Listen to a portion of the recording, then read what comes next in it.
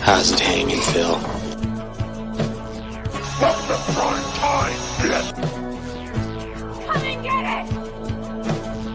So either put the gun down now, or kiss your ass goodbye. Let's get this party started.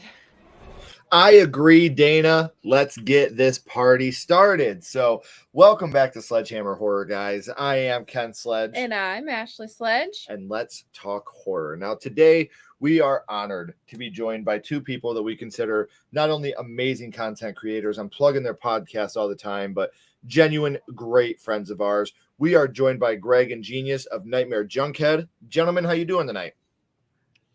Not too bad. A little chilly. Shit. Blessed is, I believe, the word that Yes. everyone uses this time of year, especially when we get to come and hang out with you Hell guys. yeah. When we were like, Greg's like, hey, we're going to talk to Sledgehammer Horror. And I'm like, fuck yeah. That's so exciting. Dude, Awesome. it seriously is so awesome to have you guys back. And if you guys haven't been a fan of the channel for that long, I do have Greg and Genius's social media links, as well as a link to the podcast below. They've been guests a couple times. Ashley and I have been blessed enough to be on their podcast a couple times as well. And anytime we get to chat with some of our friends from the Midwest, we are super, super stoked. So before we actually get rolling here, can you, for the people that haven't heard Nightmare Junkhead yet, can you tell people a little bit about what you guys do over at the podcast? Oh, absolutely. Shenanigans. Shenanigans. Shenanigans is actually fairly appropriate. If you were to think of one word to encapsulate the podcast, it's honestly Genius and myself. We legitimately love what we talk about. Every episode the movie we talk about is something we genuinely love. We're pretty positive when it comes to, gushing over the movies, but at the same time, we like to we try to be iffy. We're very iffy. And that is informative, funny, and insightful. And ideally, if we can get all three in there, that's great. But with one Genius McGee, you're always going to get the funny. Yeah, or at least profanity. So For sure. I'll tell you this.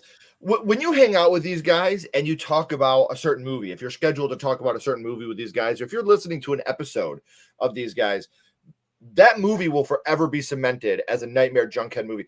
I can't watch Silence of the Lambs without seeing Genius's face saying, was she a big fat person?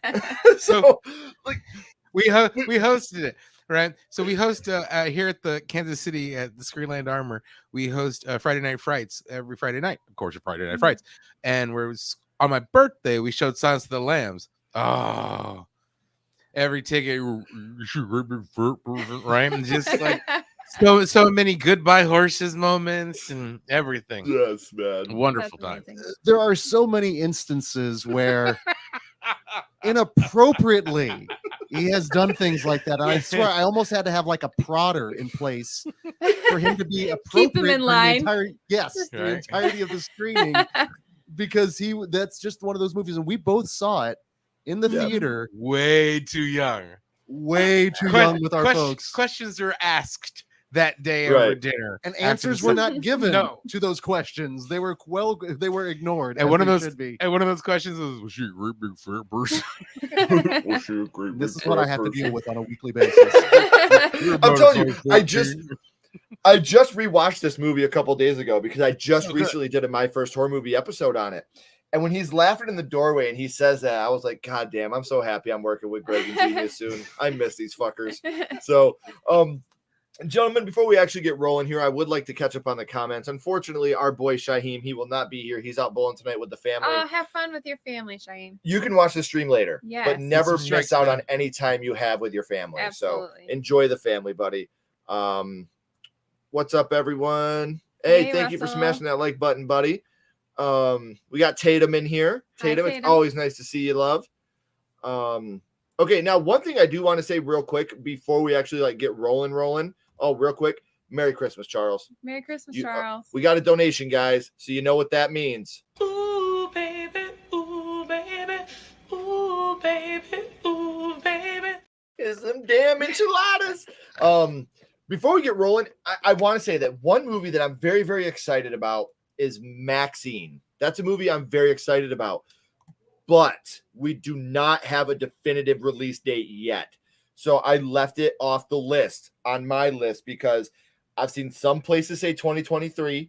I've seen more places say 2024. So if somebody has it on their list, I understand. It would be on my list if we had a I have definitive some that are 2023 that don't have release a date. definitive release date. So. Okay. Honestly, when it comes to Maxine, I was the same thing. Off mic, I was telling Greg, I never thought that I would be excited for a Ty West movie because Ty West Yeah. was never my flavor, right? Right. And so even going back, like everybody's like, "Oh, how's the devil so good?" And like, again, if you dig it, that's cool. But I was like, Mhm. it's missing a little bit of razzle dazzle for me, right? Sure. But I loved Pearl, I loved X, and so like, Yes. I was ready for like, ooh, Maxine. So never did I think that like a Ty West coming soon would like spark like, yes. However, we will Mhm. know something is amiss if Genius is actually excited for an Ari Aster film. Yeah, exactly. You know what? That new poster's coming out where it's got like that weird, like Uncanny Valley, Joaquin Phoenix and shit like that. And everybody's like, Yeah. "Who's the new Ari Aster movie?" And I'm like, "Fuck all that noise." Because, like, first of all, I don't need to spend 3 hours just like watching people be sad. I'm not gonna. Oh, okay, I'll reel it in. I'm sorry. The whole stream now, we're gonna have people go. Oh. And to make it a little easier, guys, Tatum, one of our amazing mods, put the podcast link right up here in the stream, guys. So, Thank you, Tatum.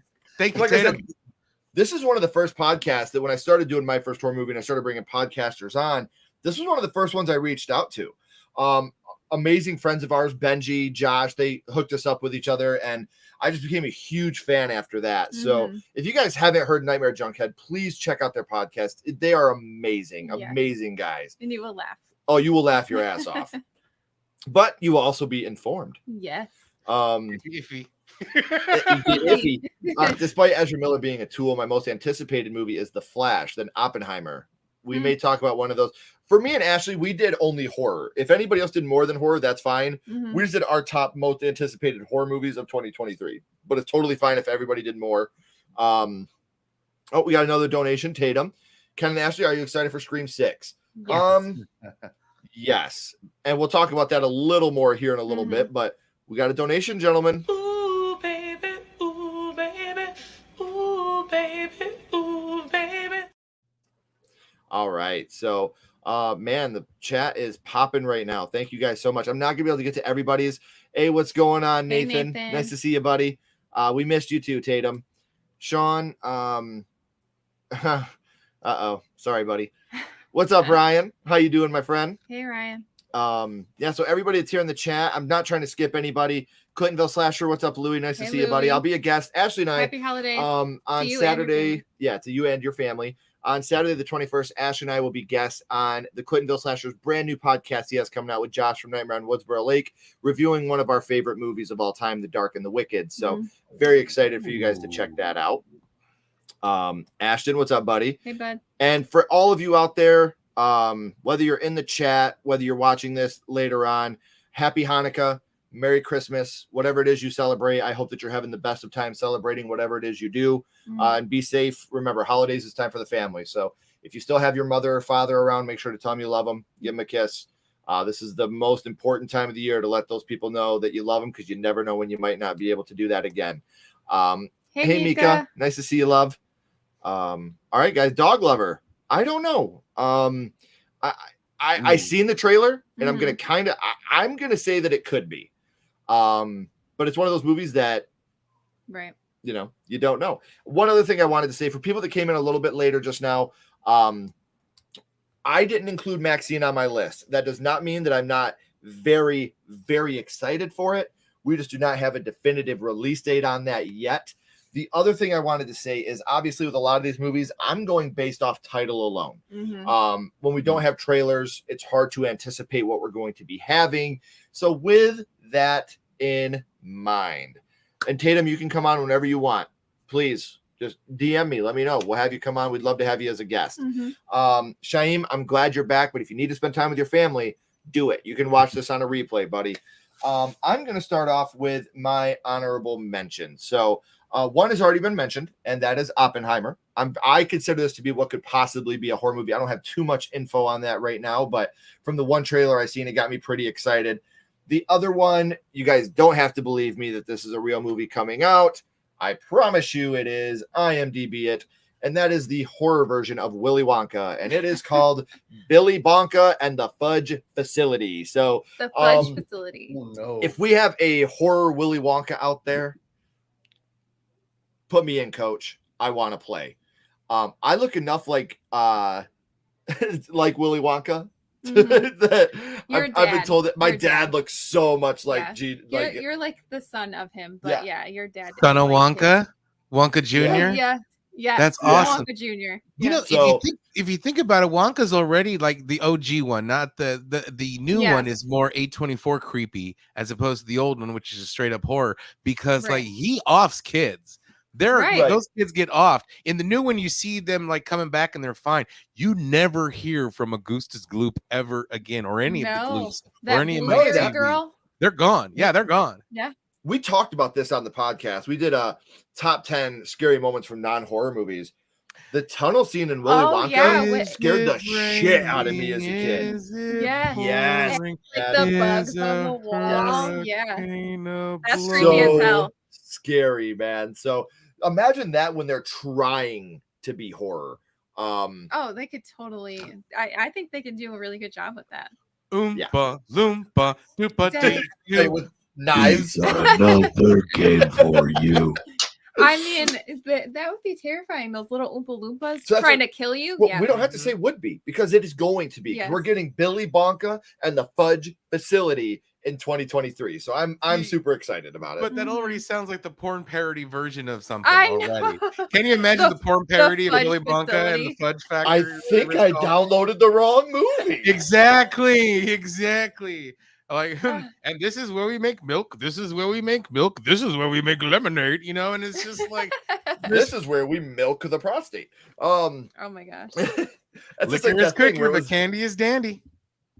The guy was lubing up his fingers. He's like, "All right, Dave, this is your first prostate exam. Try not to get an erection." And the other guy was like, "What are you talking about? My name's Steve." He's like, "Oh, I know. My name is Dave." It's one of those moments. So, oh my gosh. Do you want to give us your honorable mentions, love? Yeah, so I had to add a TV series that's coming out on HBO, and that's The Last of Us. That's coming out. I only did movies. I'm super excited. So I didn't really play the game.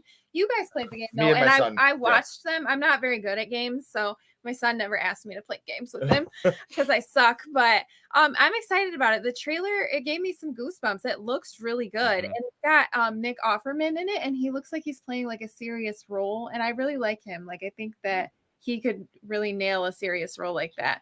Bring me all the bacon and eggs. Yes. And Home Depot, and he's like, I know more than you. Yeah. So normally he's like that really dry, like humor guy, but this one he looks serious. So I'm excited to see where they go with this. It looks good. So I played the game Last of Us, and one, it made me cry, and because it was a super good game.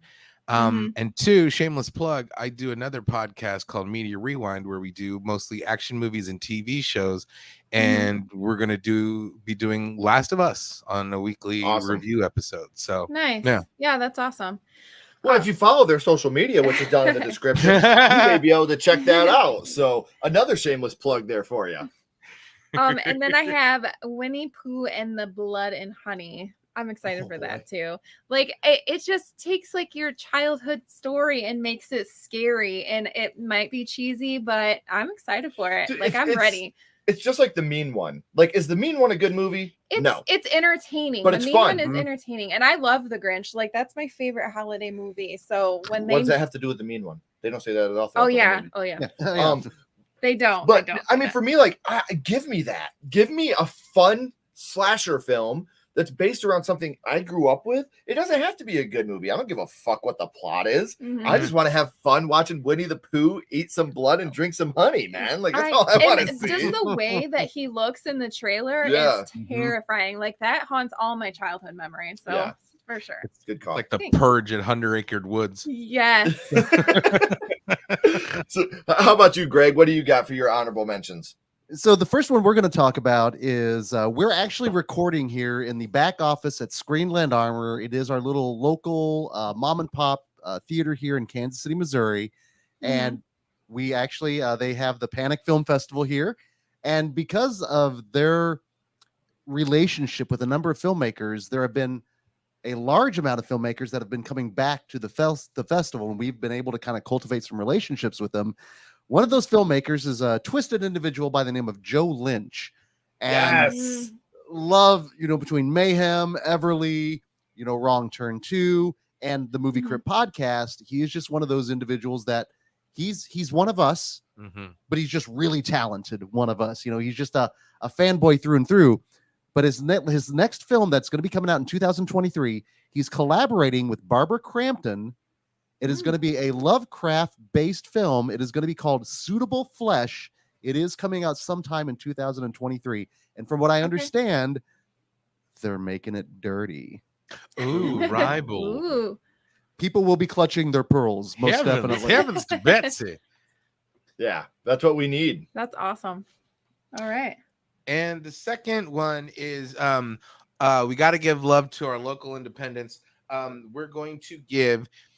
There's a local filmmaker about a year ago, they made their first independent movie, and it was called Tapehead, and it was Dustin Madsen and Chris Daniel, and they're releasing their sequel of it. They got a bigger crowdfunding. They're putting a lot of heart and soul into it. So it's called Tapehead 2, The Return of Jacob Cobb. It's all about like a killer in a video store. So it's a lot of fun. He is summoned by one of those old school rewinder machines, ones. The VCR rewinders. And his design is cool because that's how he died. Tape VHS was stuck in his face. So he comes back from the grave in part 1, and in part 2 he comes back.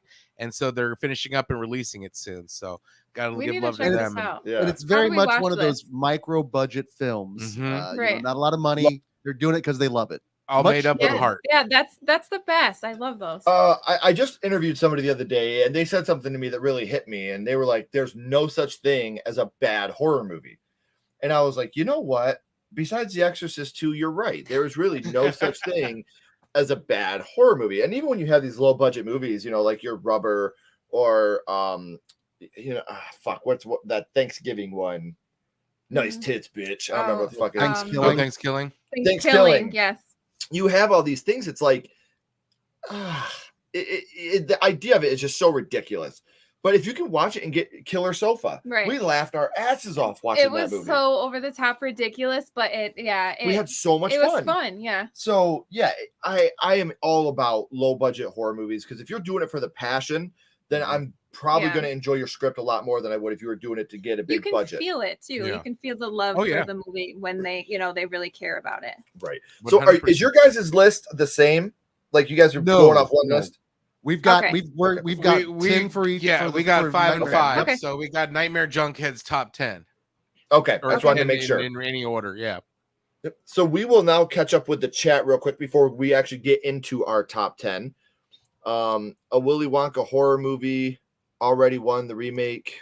It is scary putting Michael Jackson. Oh, stop. Oh boy. I am 100%. Yeah, I'm telling you.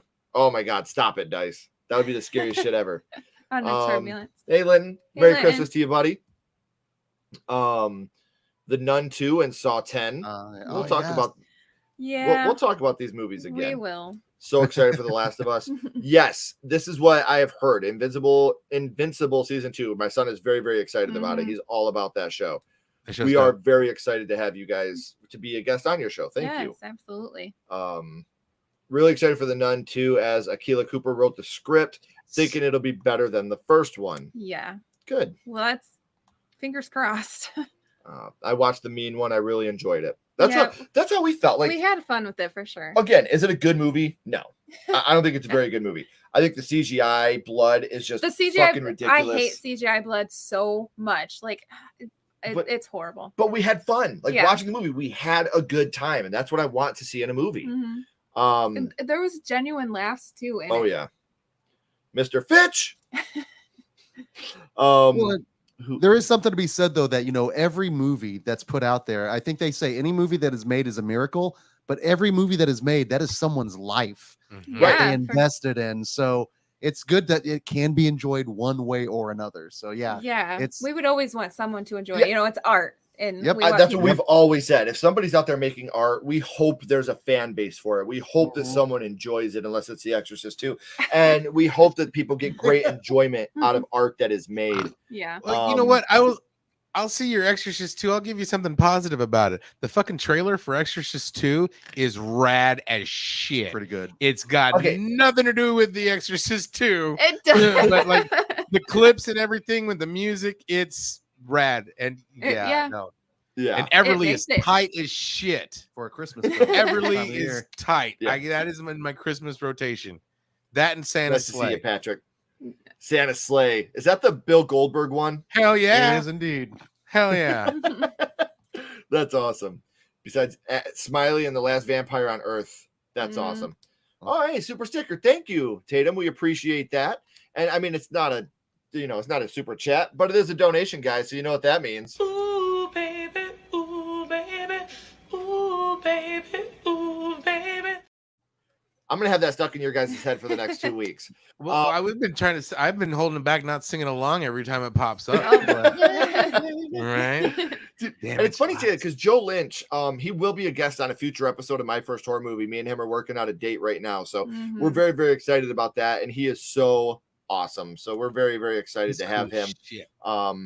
So let's get into our top 10. So do you want to get us started with your number 10, love? All right, so my number 10 is Nun 2, and I am going in this very cautiously optimistic. I was very excited for the first one, and I was let down. I did not care for the first Nun at all. There was no cohesive story to that movie. It was just, how do we get to the next jump scare? Yes, and I mean, the actors, they did their job for what they were given, but it fell short for me. So I want to see where they go with this one. I'm hoping they can redeem themselves, but I'm just going to stay cautiously optimistic about it. So we'll see. We'll see. All right. What about you, Joe? Well, I was going to say, Akilah Cooper is going to be co-writing that, correct? Yes. And I'm going to be watching anything she writes after Malignant. Exactly. Absolutely. So, I have some hopes. I have some hopes for it. Yeah. So you just sold me on that screening. It wasn't on our top 10. I think now it is. Yeah. Right. Well, let's say that. Well, which one of you wants to give your number 10?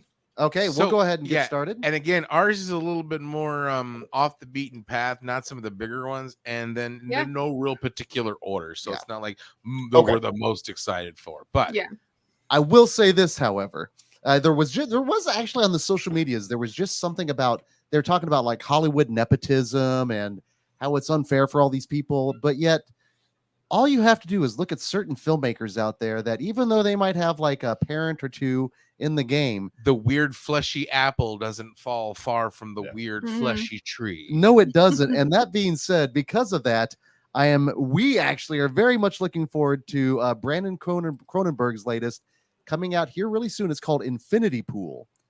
And I don't know if any of you have seen the trailer for it or anything about it. It looks weird as shit.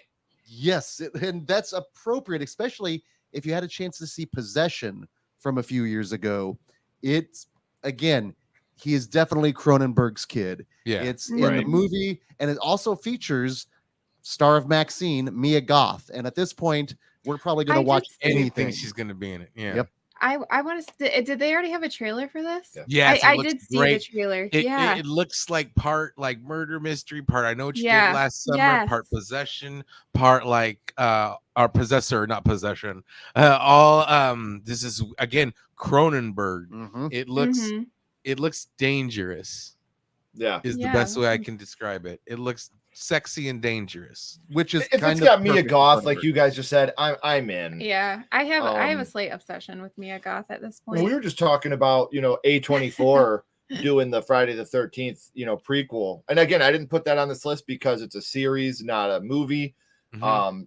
But could you imagine if they were able to cast like Mia Goth as a young Mrs. Voorhees? Like, That'd be great. I think she'd totally destroy it. I've always said I want to see a Kathy Bates Mrs. Voorhees, but if I got to settle for a young Mrs. Voorhees, I'm going Mia Goth 100%. I mean, just imagine Kathy Bates as Mrs. Voorhees would be the total mix between Misery and, Mama Boucher from The Waterboy. For Like, it would be sure. fucking amazing, man. I could totally see that Mrs. Voorhees. Mama said all she's those already- campers. Mama said all those campers wouldn't be so ornery if they didn't have all them teeth rough. Getting stabbed. Mama said those campers wouldn't be so ornery if we could just let them make some whoopee up in the cabin. Mama said kill him off, Mama. That's what Mama said. Kill him off. So my number 10 has already been mentioned, and it is Winnie the Pooh, Blood and Honey. Obviously, like I said, a mindless slasher. I'm going to be all about it. I'm pretty sure we all know that it's all going to be in Christopher Robin's head because obviously, Winnie the Pooh has always been based on, depression, addiction, all that. So I think these are just parts of him. Of his psychological, That's coming out and he's killing people. I hope not, because I feel like that's low hanging fruit. I hope that they really go balls out and we get the real killers of, Pooh. I want to see Eeyore like, oh, bother. Or Tigger bouncing someone to death. That's what I got to see. Piglet just run and knocking someone out. I got to see this shit, man. There's ER all hostile style. Looks like gonna have to fuck you up now. I'm here for it. Sledgehammer. Eeyore, did you kill that girl? I don't remember. Eeyore, it was blah, blah, blah. Was she a big fat person? Oh, God. So, yeah, obviously, Winnie the Pooh, Blood and Honey. I hope that they just exceed what my expectation is, because the reason it's so low is because I feel like it's going to end up being it's all been in Christopher Robin's head. He's the killer and has been going through multiple personalities because of something that's happened with him, whether it be an addiction or a loss. And I feel like that's low hanging fruit. If I can figure that out just by watching a trailer, I'm fucking dumb. If I can figure that shit out that quickly, low hanging fruit. So, those are our number 10s. So before we get to our number 9s, we will catch up on the chat. Reinfeld with Nicolas Cage. If I could see Nicolas Cage go ape shit crazy in this film, I'm in. Yeah. I am in. We'll talk about that movie later. If you're not a member, please go. And I will tell you this. We have if you're a member right now, you can go to our member videos and we have 2 sneak peeks. One of the movie that I'm in, Bride of Killer Pinata, coming out next year. And the second one is of the TV show that Ashley and I are both in, which is out right now on Tubi, called St. Gabriel. And we got sneak peeks of both of them if you're a member on our membership page. So you can check that out right now. The nun stole a pivotal point from Demon Knight, the spitting of the blood. We thought that too. Reinfeld Dracula, yes. Yes, Akilah Cooper, that's going to be so great. The nun sucks ass. It did. Yeah, put Nick Cage in a velvet suit and I'm in.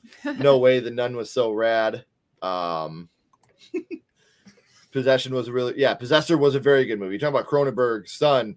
That movie was weird as hell, but it was dope. Mia Goth as Mrs. Voorhees would be so good. Thank you. I could also see Sarah Paulson as Mrs. Voorhees. Yeah. Yeah, imagine Tigger like Leprechaun in the first one with the pogo stick. To see a Tigger like that on a pogo stick, like fucking someone up underneath of it, right. That would be the shit. So dope. So, all right, gentlemen, do you guys want to start us off at your number 9? Yes. One thing I love is shitty shark movies. One thing I love better is big budget, giant blockbuster shitty shark movies.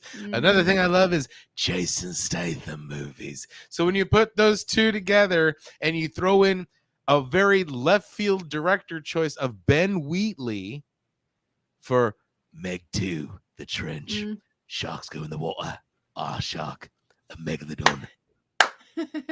I cannot fucking wait. I love Jason Statham movies, and I love shit shark movies. I enjoyed the first Meg. Yeah, it was PG-13, but it was fun as fuck. It was great. And me and Kenny I'm ready. I think we need more big budget B creature feature movies out there. We need to go back to those old school, go to the theater and see some like fun shit. Yeah. And I would like you know what? It's no, go ahead, Greg. I was gonna say I'd like to put it out there now. Anyone in the chat, if you do have any kind of a phrase that you would like Genius to throw through his Jason Statham impression, please let us know. And if you start on Patreon, I'll even do a voice message for you. You've reached the phone call. Put the phone fucking down. That's amazing. No. You know what? Because I'm going to tell you, like Kenny and I, my son, we went and seen the Meg as well in the theater when it came out, and I enjoyed that movie. Yeah. I had a lot of people shitting on it, and I'm like, what did you expect? Right. You know, it's a shark. It's a giant shark movie. It's not Hammer on the sea. You know, that's you're not what I going to went be in for, man. You're right. You're not going to be getting My Dinner with Andre the Seal. You know, it's a giant shark movie that's going to eat people. What the fuck do you want? And I thought it was great. I can't do this fucking jingly bell thing anymore. It's driving me nuts. But I genuinely enjoyed the Meg. Like, it's a movie I had fun with. Like, I went in, I got to watch people battling a shark underwater, a fucking huge shark. Some of the scenes looked really good. I had fun with it. I know a lot of people that shit on it, but I enjoyed the Meg. So let's take that for what it is. Again, you went into it knowing that it was a shark movie, and Yeah, I went into it looking for what it was. Right. I didn't go into it expecting Oscar-winning performances. Yeah. So my number 9 is a little low on the list, maybe for what other people may have it, but I did watch Halloween Ends. So my expectations and excitement have been lowered a little bit for this movie, and that is the Exorcist reboot.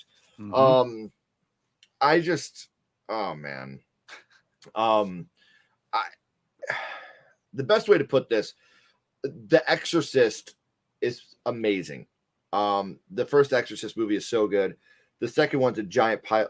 Jeff Goldblum, that's a huge pile of shit. And then you have The Exorcist 3, which is just my favorite in the franchise. But I'm glad we're doing a requel, kind of like they did with Halloween 2018, catching up with the family years later. They're not trying to remake what the first one did. I'm hoping we can get Linda Blair back. I'm hoping that's something that can happen. It has not been established yet if that's the case. Rumors are flying, but there's nothing set in stone. But we'll have to see. It's one of those things where I'm hopeful, but I'm not. After watching Halloween Ends, I loved Halloween 2018.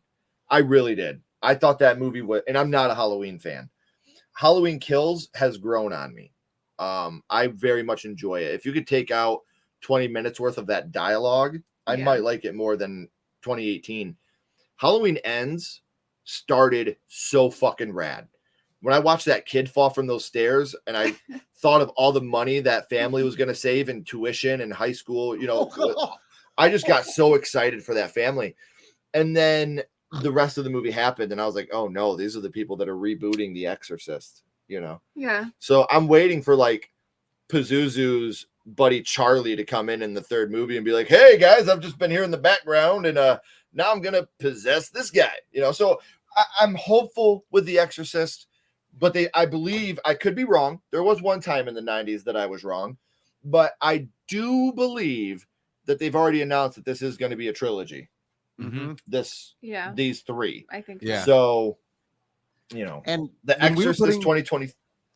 I was going to say, when we're putting together our list, Ellen Burstyn has signed to it, which I'm really looking forward to. But yes, and you're talking about, imagine at the end of this first film with the planned trilogy, what if Pazuzu has Ellen Burstyn pinned down and all of a sudden you hear, get away from her, you bitch. And it's Linda Blair coming in, and then saving the day. Let's do this. And she's got 2 crucifixes like nunchucks, and she's over there. Oh. Come on, right? And she's over there like fucking up Pazuzu. Nunchucks. Into then those 2 movies. Yeah, I'm kind of down. Hell yeah. So David Gordon I'm Green. there Get off my mama, and then like. But David Gordon Green shows up in a small cameo in Bones and All as not one of the cannibals, but like as a cannibal fanboy. It's really, really weird. We still have to see Bones and All. We're very excited to see it. We haven't had the chance yet, unfortunately, but I'm cautiously optimistic. And I think it's because of what The Exorcist means to me. Yeah. Like, I understand how when people were really, really like, I was excited about the Halloween. I was really excited about the Halloween movie. Halloween. Yeah. Halloween. Halloween. I was very excited about that, but again, I had people that were cautiously optimistic, and I was like, "Fuck it, who cares? You people care because you love that fucking franchise so much." And I think that's why I'm so nervous about an Exorcist requel, because I love the first and third one so much that I'm scared of the direction they're going to take in this. I would love if we have some type of mention of the Gemini Killer in this movie. If they could keep the third one canon, I think that would be so fucking dope, dude. So, well, I mean, it might, if they're doing a trilogy, it might pop up in one of them. They got to. Yeah. They have to, because that movie's so fucking good. Yeah. So, yeah. So those are our number 9. So we'll catch up on. You did your number 9, right, I baby? did not. Oh, you want to do yours real quick? Yeah. So mine is Knock at the Cabin. M. Night Shyamalan. Okay. So am I crazy, or does this cabin look exactly like the cabin from Cabin in the Woods? Like the lake, the whole setup looks like Cabin in the Woods to me. And even like how it's like 2 dads taking their daughter to the cabin, and those strangers, like, it looks like they break in and they have to, like, this important mission they have to stop an apocalypse or something. Like, is it related somehow? I don't know. Maybe not, but it seems like it to me. It's M. Night Shyamalan. It has Dave Bautista. I'm in. Yeah. If Bautista breaks into my house and says, "Hey, I want you to listen to something," sure thing. Whatever you have. I'm listening. Say. Yes. Yeah. Okay, sure. Because that's a big dude. But you know there's going to be a twist because it's M. Night Shyamalan. Yeah. If he busts into my house, I'm going to be like, "I am Groot." What do you think of the last couple of Shyamalan films? Like, was it The Beach and the grandpa, the grandparent visit? The visit, and was it Time? Old. Old. I did not enjoy Old. I don't know. I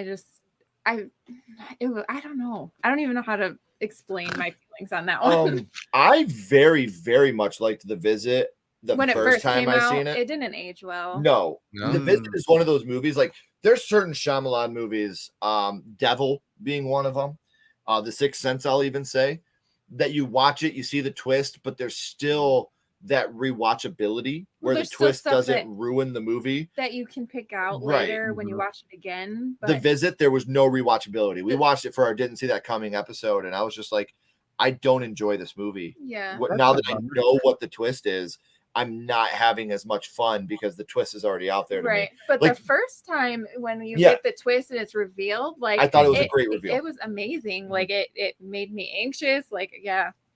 I thought when it comes to Old, I thought, like, it was beautifully shot. I thought, the acting was on par. Everything was good about it, but it just didn't go anywhere for me. The whole time I'm like, can something happen? Yeah. Can, like, water kill aliens, or can, like, they come out and be like, hey, we really live in modern times? Give me something. Like, I just, yeah. He's always hit or miss for me. Mostly hits, but there are a couple misses that Shyamalan has. But I genuinely like him, and I like with the fact that with Old, he didn't really go for like a twist. There was not really a twist in the movie. I mean, I guess you could say the twist was that the coral was what was aging him or whatever, but there wasn't that over the top. Well, it Sixth was Sense, that they actually like put him there for like research again, but that wasn't like a huge out of the world twist, Yeah. So I like that he tried to do a straightforward horror movie. It just didn't land for me. What about you guys? I enjoy his films. They still entertain me. And again, whether it is a good twist, a bad twist, I almost want to see him get away from the twist ending. I know that's his signature style. Do something a little bit different. Do something new. He should make a slasher film. I'd be down with a slasher. Like a straight hardcore, like old school B slasher.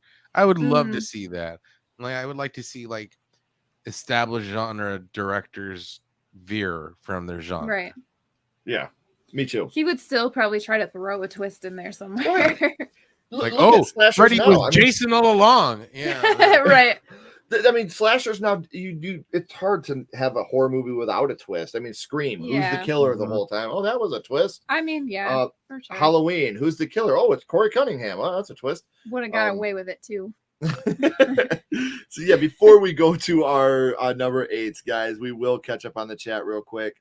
Cocaine Bear, I don't have on my list. I mean, I look at that more as like, yeah, to me, I'm excited for it. Yeah, obviously, but I just don't have it on my list. That's all I'm going to say. I feel like you said, Mika, it's a dark comedy to me. I'm sure it'll be fun. Yeah. Oh, it's going to be a fucking blast. Y'all look adorable. Ash, I have the PJs. It's one zipper, the elf. Nice. Well, that's awesome. Wait, is this confirmed? Happy Death Day 3? That's coming out next year? I don't know. I haven't seen any of my researches, but hey, no. I'm down. Well, I like the first two. Yeah, me too. Yeah. First two were dope. Oh, dude, they're so good. Yeah, so add that to my honorable mentions then, because I'm very, very excited about that, because that's a great, great little series of films so far. I would love for them to continue that and see how we get up there to a third one, make it a trilogy. Halloween 2018 was very, very good. Kills was good. Halloween Ends is not good. Yeah, that's kind of Salem's Lot. Of course. Of course. Look into that one too. Yeah. What's up, Josh? Nice to see you, buddy. Hey. Yeah, it was definitely a love story. It was something. Yeah, it was definitely something. So yeah, guys, we are going to go on to our number 8 now. Devil's my favorite from M. Night Shyamalan as well. I think it's absolutely amazing. Sixth Sense is so good too. Yeah. The worst thing about The Sixth Sense is the ending, because the ending is so goddamn good that nobody talks about how great the rest of that movie is. Yeah. The Sixth Sense is such a good movie, and all everybody talks about either I see dead people or the crazy twist ending. But that whole a lot that that's a good watchable. Oh my god! There's still Toni a lot Collette. Toni Collette is such a goddess. Donnie Wahlberg. She is amazing. Yeah, Donnie Wahlberg at the beginning when he's all skinny. And I'll tell you this, man. Another thing, this car scene where her and what's his name? The kid's name in the movie. Haley Joel Osment. Yeah, Haley Joel Osment. Yeah. When they're talking in the car, and he's like, "She wanted me to tell you every day." And she's like, "Do I make her proud?" That scene makes you cry. We cried when we were doing our Didn't See That Coming episode. We got teary-eyed on it because it's so good. Lady in the Water. I won't say it's his best film. It's 100% his most underrated film. I enjoyed that movie. Loved it. Loved that movie. I loved it. It was in my top 5 of the year. Yep. Oh yeah. What do you guys feel about Nope? Loved Nope it. was great. Loved it. Nope was so the good. Sexy alien. Yeah. Although inappropriate laughter at my part. So wait, No, never. It's not my fault that the monkey shenanigans cracked me up. Oh, like that. I'm telling you, man. Like that. That whole scene. I've even said I feel like Glenn Ree's scene, or not Glenn, Stephen Ree's scene. I do the same thing. I do the same thing. I'm like, it's Glenn. It's Glenn. We're the drywall back in. It's Glenn. Yeah. His character in this movie is one of the most tragic stories of any movie. He had that happen to him, and then he's got to watch it be made fun of on Saturday Night Live and shit by the guy that did the fucking Night at the Roxbury. That fucker is making fun of me. What's wrong with my life? It's such a tragic backstory to him. Yes. Merch shop. Our new merch store is open. You can get amazing t-shirts like this, coffee mugs, hat, beanies, stickers, whatever you want at our merch store. So make sure you're checking that out. Great Christmas gifts for the kids. Insidious 5. We're getting some Insidious 5 love in here. So yeah, we are up to our number 8 now, and that will be you gentlemen starting us off. So there are looking forward to 2023. There are a plethora of vampire films coming out. Yes. Which is grand because we love us some vampire films on the podcast, love us the vampire genre, and it's always kind of fun to see what can you bring different or unique to a genre that has been around forever. And all you have to do is say Nicolas Cage, and we're all in. So our number 8 is definitely Renfield, and it's not only little Nicolas Cage, it's Nicholas Hoult, who has put together Nicholas Hoult is rad. An incredible run of genre films as a young and upcoming actor to the point where anything he's involved in, like The Menu, I thought was phenomenal. Mm-hmm. Great film. But yeah, Nicolas Cage, vampire, red crushed velvet suit. Aquafina, like Nicolas Cage going all full on Bella, go, I'm a vampire. Blah. No, I can't wait. Yeah. And Yeah. and it looks like even like the guy that's directing it, Gary.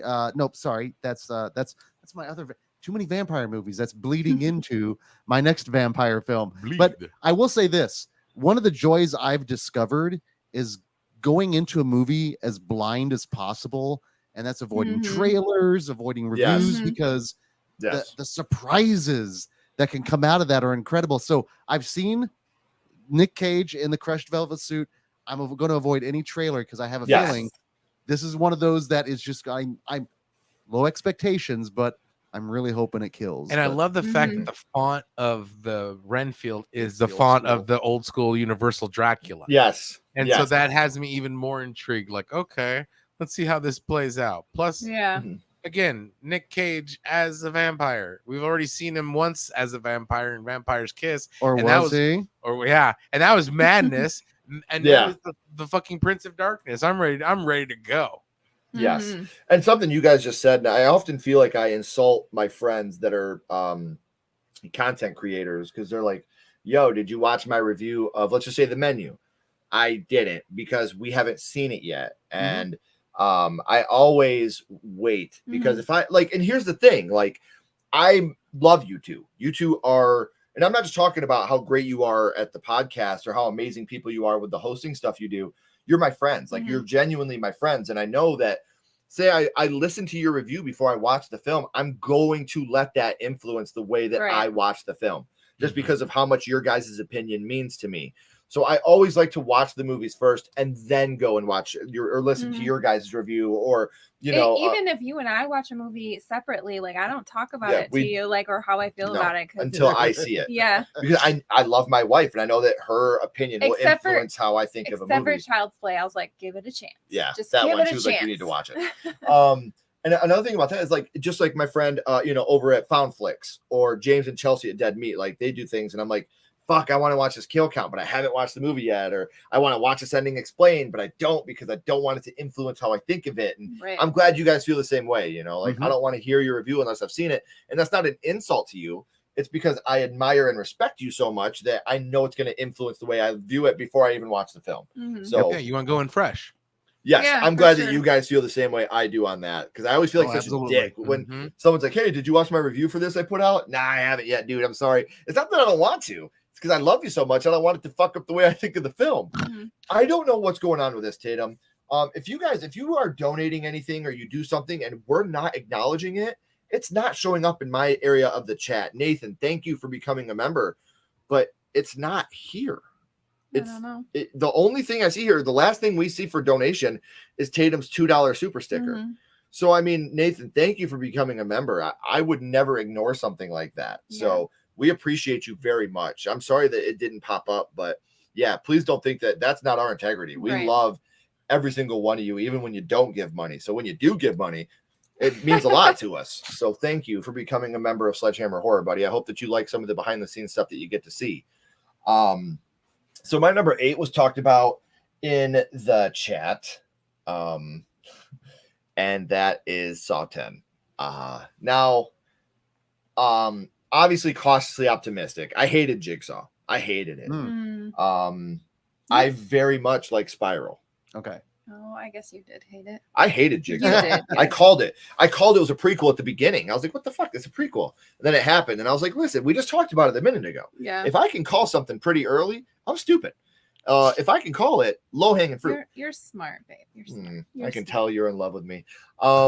So with Saw 10, the reason I'm so cautiously optimistic, I think, is because it comes in between Saw 2 and Saw 3. Yeah. So they've already talked about Amanda coming back and reprising her role. Obviously Jigsaw, you know, he's going to be back. So seeing these things is what has me so optimistic about it. I loved Spiral. I mean, again, it's something I called pretty early on who the killer was. You didn't love it on first viewing. No. The first time I watched it, I was very upset. Yeah. But then I went and rewatched it. And I was like, you know, when you go into this and just watch it to have fun, I really like Spiral. Instead of trying to figure out who the killer is. Yeah. Yeah. Yeah. But then to go and watch Spiral again and actually sit down and enjoy it, I liked it a lot. I would like to see Chris Rock do another movie like that, but to go back in time between Saw 2 and 3 and see what led up to them getting Jeff's family and why they obviously they chose because of Jeff's wife, but to see all that come into fruition with Amanda back, with Shawnee Smith, I think that will be dope. So I'm cautiously optimistic because we're at the 10th chapter, and if we're getting Saw X and Jigsaw's not in space, at least it's a prequel. So my number 8 is Saw X. How about you, my love? What were you gonna say? Quick thing on the Saw X. I love the Saw franchise, and I am optimistic for Saw X too, but the timeline is already convoluted enough. It's not like the Halloween timeline where like it's like different variants. It's all the same timeline, but like 7 and just off the top of my head, 7 comes before 3 and 3 comes before 2 and 8 and it's just like I want to watch it in order, but I can't remember how to do it. You don't want to necessarily have to have the Pepe Silva board to try to make sense of the entirety.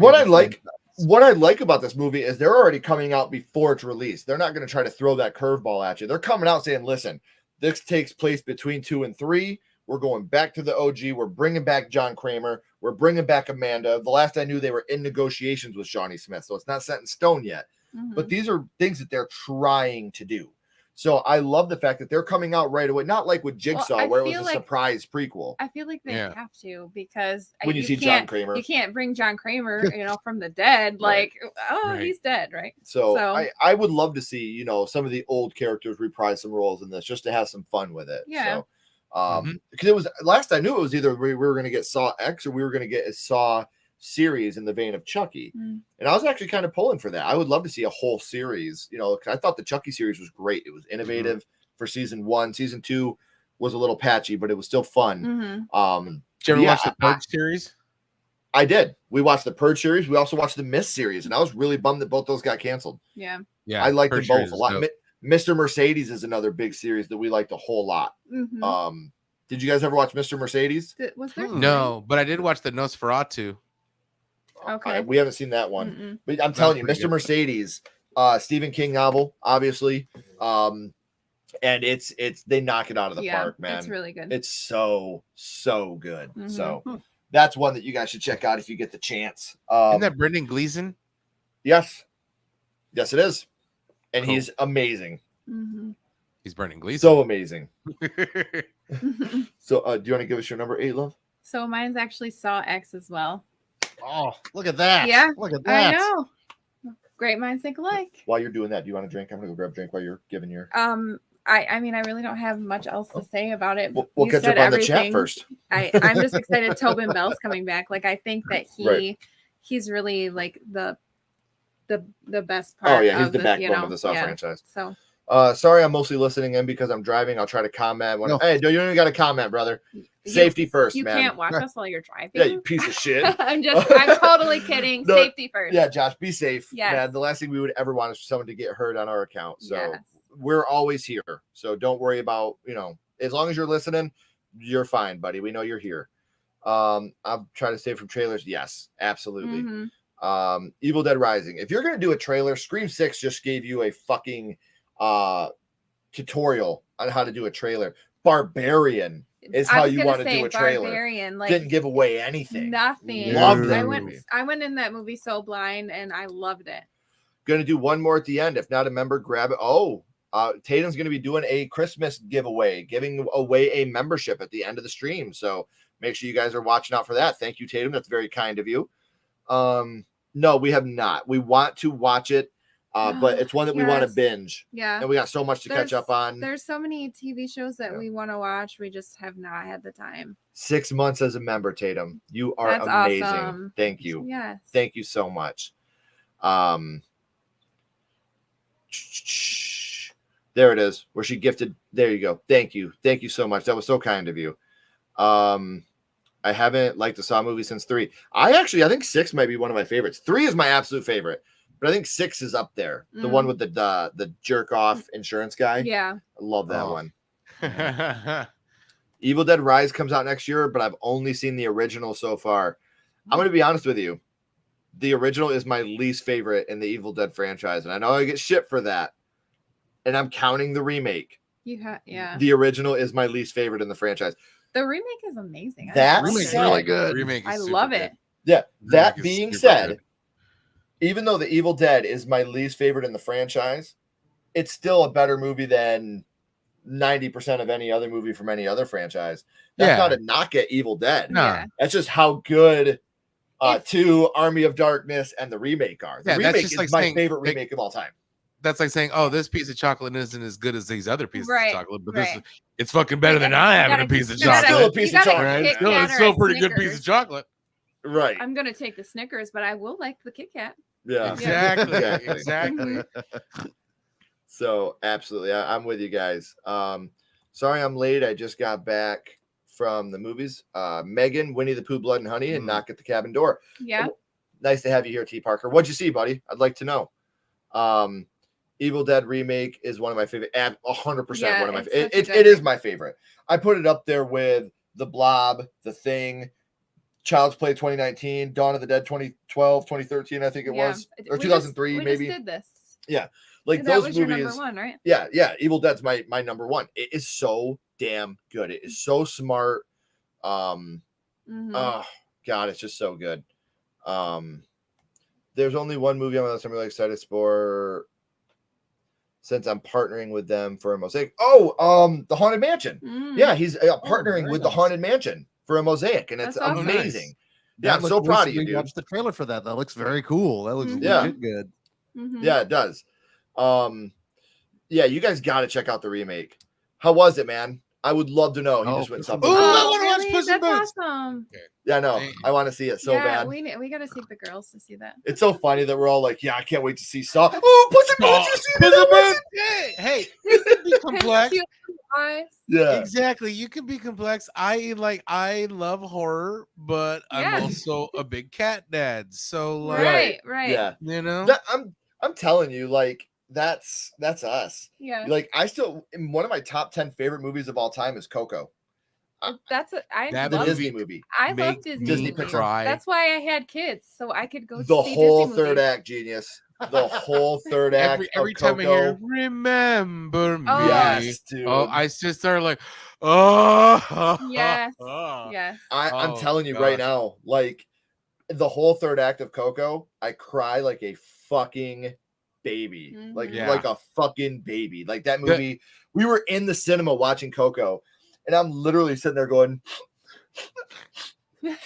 like, our kids are like, Dad, why are you crying? Such a good movie. You take the last 20 minutes of Coco, you put the first 10 minutes of Up, and right in between it, you have a Sarah McLachlan video. You would have like the recipe for tears. Just like, here you go. So, dude, if that happened, instead of down here at the bottom where it says "Let's talk horror," I would just have the suicide hotline. Exactly. Like, it gets better, guys. You know, Let's call talk this help. number. Yeah, that's what it is. Because I'm telling you, man. Like, which, by the way, in a couple weeks, Ashley and I will be joined by our amazing friends, That Horror Couple. Yes. And we will be doing our top 10 non-horror movies.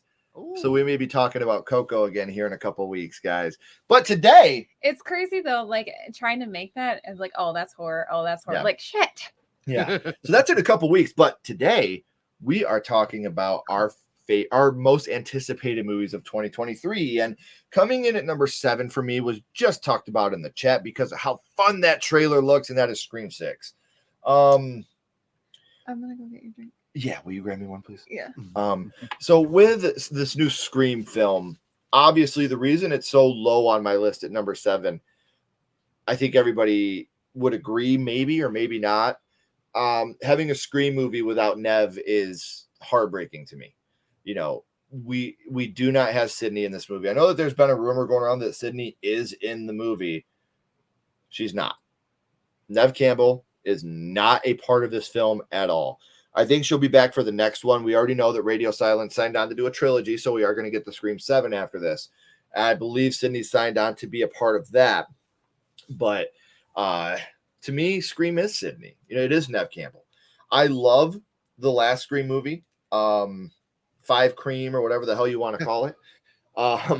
But I love that they passed that torch, but Sydney's still around. You can't do a Scream movie without Sydney, but I'm like I said, I'm cautiously optimistic. I think that we're gonna have a good time. Obviously, like I said, Jenna Ortega, the cast that they have it's gonna be a fun movie. Yeah. So yeah, Scream. This is amazing. Sorry. I'm going to speak for JDev TV. Ken, you're canceled for not having Scream 6 at number 1. If JDev was here, that's exactly what he would be saying. Right. So, yeah, well, my number 7 is Scream 6. And they're bringing back Kirby, first and foremost. Fuck yeah, Kirby. To me, yeah, Kirby. And then also on top of that, the fact that Samara Weaving is part of the cast. She's to a me, teacher. You can add her to anything, and I'm going to watch it because she has that kind of presence on screen. So her throwing in with that gang, I'm so looking forward to it, without a doubt. And it's coming out in March. It's coming out here pretty quick. Yeah, it's amazing because usually those movies, January, February, March, is usually pretty scary. Yeah, to have movies released at that time, but I'm very excited to see how it does. I will be there opening weekend. Absolutely. So you want to give us your number 7, my love? Yeah, so my number 7 is Dark Harvest, and that was supposed to come out this year, but was moved back to 2023 sometime. I think September maybe. I don't know. They pushed it back again. But it's got a good cast. Like Jeremy Davies, the dad from The Black Phone. The sweetest guy in the world. Yeah, I mean he plays that dad pretty violently, but like he's a really, really sweet guy. And then Elizabeth Reeser, the sister from The Haunting of Hill House, she's in it too. And just like from the plot that I read, it's like this supernatural specter called Sawtooth Jack that like comes back to this town. It looks fun, and I'm excited for it. So yeah. Awesome. It's a pumpkin-headed Halloween themed killer. I am 100% down for Halloween horror. Halloween horror is wonderful, especially like I think there needs to be more like, and it's weird to say classic scary things, but like evil big giant pumpkin headed scarecrows and like just like weird takes on sheet ghosts and like kind of old school scary shit like that. I like big old pumpkin headed scarecrow monsters. Me too. Yeah. His name is Sawtooth Jack. Right, that's cool. I'm excited for him. It's my next tattoo. Sawtooth Jack. So how about you guys? Nightmare Junkhead. What's number 7 on the Nightmare Junkhead list? Number 7, there's an old school tradition of nature gone amok. And we love it when animals go wild and go rampant, then kill people. And when you throw in copious amounts of Colombian marching powder and with a giant apex predator, you get Cocaine Bear. Violence, animals eating people. I can't wait for this movie. Yeah. Now, I'm going to say this. We definitely fall firmly in the don't go out to try to make a bad movie because it's not going to be good. You know, those are kind of the happy accidents. You should go in trying to make a good movie, but there's always the intent involved. And we've always kind of considered 2 camps of that intent, where intent 1 is Turbo Kid, where it's made with earnesty and love and just like we want to make this movie the way they made it old school. And then there's also then Kung Fury, which is more tongue in cheek. They're in on the joke. And I'm not sure where Cocaine Bear lies because Elizabeth Banks is directing it first and foremost, which I'm all for. And she's goofy. I love Elizabeth Banks. She's a masshole. She's a mass girl. So I'm anxious to see how that plays. But at the same time, though, could it be a little too tongue in cheek? But honestly, we're living in a great day of like CGI animals between like this and RRR, and also friggin' Beast from last year. Idris Elba versus Rogue Lions, awesome movie. I'm just ready to see animals fuck up people. I'm always down for like animal attack movies. You know, like ever since the 70s, Grizzly and all that shit. There's been a precedent for just animals running amok and eating people. Bring it on. Bring it fucking on. Right. Yeah. I can't wait. I know. It'll be fun for sure. So we will catch up on the chat real quick before we get to our number 6. A lot of people giving Coco some love. God, I love to see that. Shrek 2. Yeah, Shrek 2 getting some love. I like Shrek. I like them all. Like I really genuinely like every single one. Good, Good. Both movies are good. Recommended. Cool. Yes, it is going to be a hard one. I'm telling you, it took me a while, and I had to leave a couple off that I really love because when it's horror, it's different. You know, everything else, like there's a lot of movies out there. Yeah, Megan. We'll talk about her again. Ken stream for the 6th of January, 3 days after my birthday. Yeah, awesome. A happy early birthday. That will be our next stream, January 6th. We are with Sweet and Spooky and What a Ghoul Wants, counting down our top 10 holiday horror films. So hope you guys are ready for that. Where to go? Nathan says number 7 is The Exorcist. I'm telling you this, Tatum, the Scream trailer gives away nothing. There's a lot of cool Easter eggs, but it doesn't give away anything. So a lot of people saying that, Scream is gonna be good. It's on my list, but right here, Scream is my favorite horror franchise. It's probably in my top 3. I would say for me, it goes Child's Play, Evil Dead, Scream when it comes to being the best. Those are my 3 favorites when it comes to especially with consistency. They're all right up there for me. You don't have a Jason X or a Freddy's Dead or a Halloween 1 through 13. You don't have those movies in those franchises, so that works. I'm feeling personally attacked. I'm feeling personally attacked here. We're guests, Ken. We're guests. Is this how you treat guests? Yes. He's not. Sorry, I still love you guys. That's great. He gave the idea for a Shining reference in Coco. That's amazing. Cocaine Bear. I know a lot of people love that. Make sure you're subscribing to Tatum as well. I'm excited to make my next horror film. The Night Howler, and Josh will be joining the cast. Oh, that's sick, man. I can't wait to check it out. David Gordon Green better not fuck up The Exorcist. See, is this true?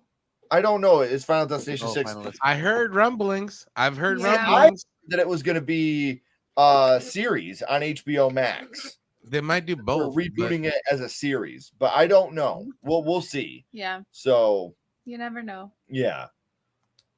My 3 favorite are Halloween, Scream, Chucky. Replace Halloween with Evil Dead, and I'm with you, T. Parker.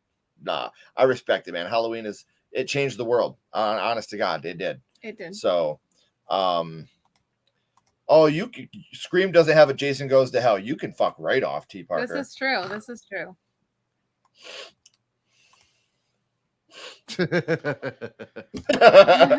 No, I get it, man. Yeah, I agree. Low blow, man. Low blow. I love Jason Goes to Hell.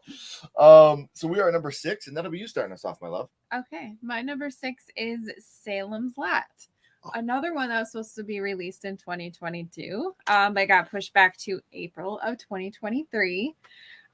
This is an adaptation of Stephen King's book, and I'm there for vampire movies. I like them, love them. So, and the original Salem's Lot was dope as hell. I'm excited to see. I just hope they don't over CGI this movie. Yeah, that's my fear. I mean, that's really the fear with any horror movie, honestly. I mean, I just can't wait to see if they do the scene at the window. Yeah, like that would just affected me. Yes.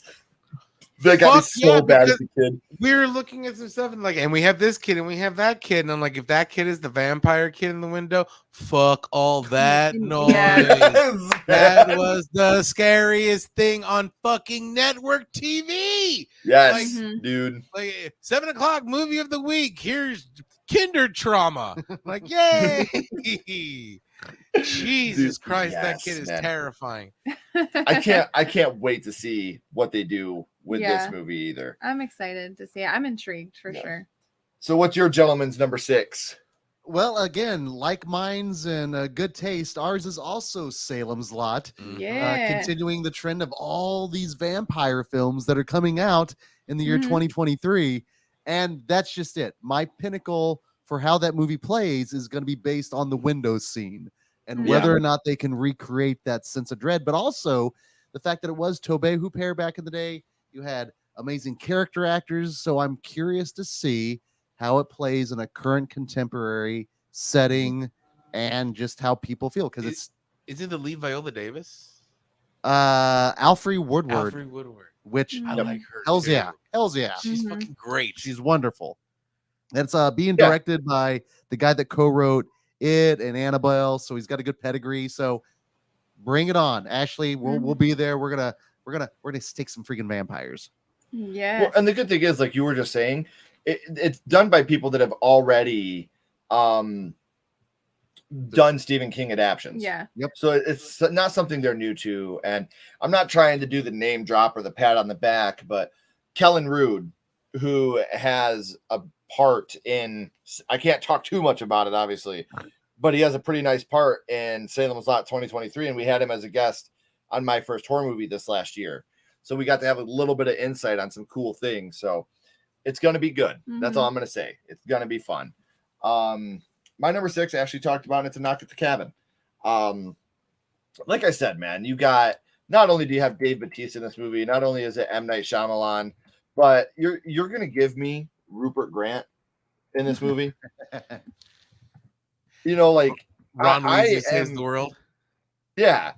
It's funny because, like, I think, like, I look back at Daniel Radcliffe and the things he's done since Harry Potter has really gotten him out of that Harry Potter limelight. You know, obviously people are always going to look at him as Harry Potter. Yeah. But now, like, he did The Woman in Black and he was great. He did Weird Al and he was fucking phenomenal as Weird Al Yankovic. So, it's going to be nice to see Rupert Grant get this chance to really come out of that shadow too. And I hope that he can really, really blow us away with this film. Did you do your number 6, babe? I did. It was Salem's Lot. Okay. So we'll catch up on the chat real quick. Did they do that? Yeah. There's what Salem's Lot. Oh, yeah. We all had Salem's Lot. What's Jason Goes to Hell? Jason Goes to Hell sucks. See, now I'm feeling personally attacked here. It serves you right. Yeah. Number 6, Insidious, Fear the Dark. Who's watching some Christmas horror after the stream? Always. Go check out Christmas Bloody Christmas. It's streaming on Shudder. On Shudder right now. A lot of Yuletide ass eating. So the Boogeyman, I haven't seen much about this. I see everybody talking about the Boogeyman, but I haven't seen much about it. Talking about that later. Perhaps. Okay, so I'm gonna wait then because I haven't seen much about it yet. So hey, Danae, nice to see you, love. Hope everything's going good for you. Happy holidays to you. Ghostface mess up burglars and Tatum. Oh man. So we got a Saw X here, so people are still getting excited for that. All right, so let's go to our number 5, halfway through the list, and that will be you, beautiful gentlemen, starting us off. It started as a short film in VHS 2 as a segment in it from the makers of Hobo with a Shotgun. If one thing I dig, it's foul-mouthed kids, and especially when those kids are versus aliens. Yes. I just seen the poster for this today for the first time. And we've kind of hit this incredible peak of like something versus something within genre, and it tends to be a lot of fun because you're getting to put two things that may not necessarily go together. It's like the peanut butter and chocolate of genres, and aliens versus kids. Hell, Attack the Block probably has a very similar theme going along with it, which is one of the better alien invasion films out there. But yeah, anytime you get that kind of genre stuff, love it. And especially the fact that like I said, foul-mouthed kids, but it's also very ooey and gooey, because if you've seen Hobo with a Shotgun, it is very Astron 6 territory. And that's what this movie has. It's got a big Astron 6 feel to it, and I love Astron 6. Like that, Raven's Banner, all those like weird indie production houses, I'm digging it. So anytime you can have foul-mouthed kids and goopy aliens, intergalactic street trash, yeah, I'm down with that. Put me in, coach. I want to play. So my number 5 is an American remake of Train to Busan, which is The Last Train to New York. I know a lot of people are not very happy with the fact that we're getting an American remake of Train to Busan. Hear me out.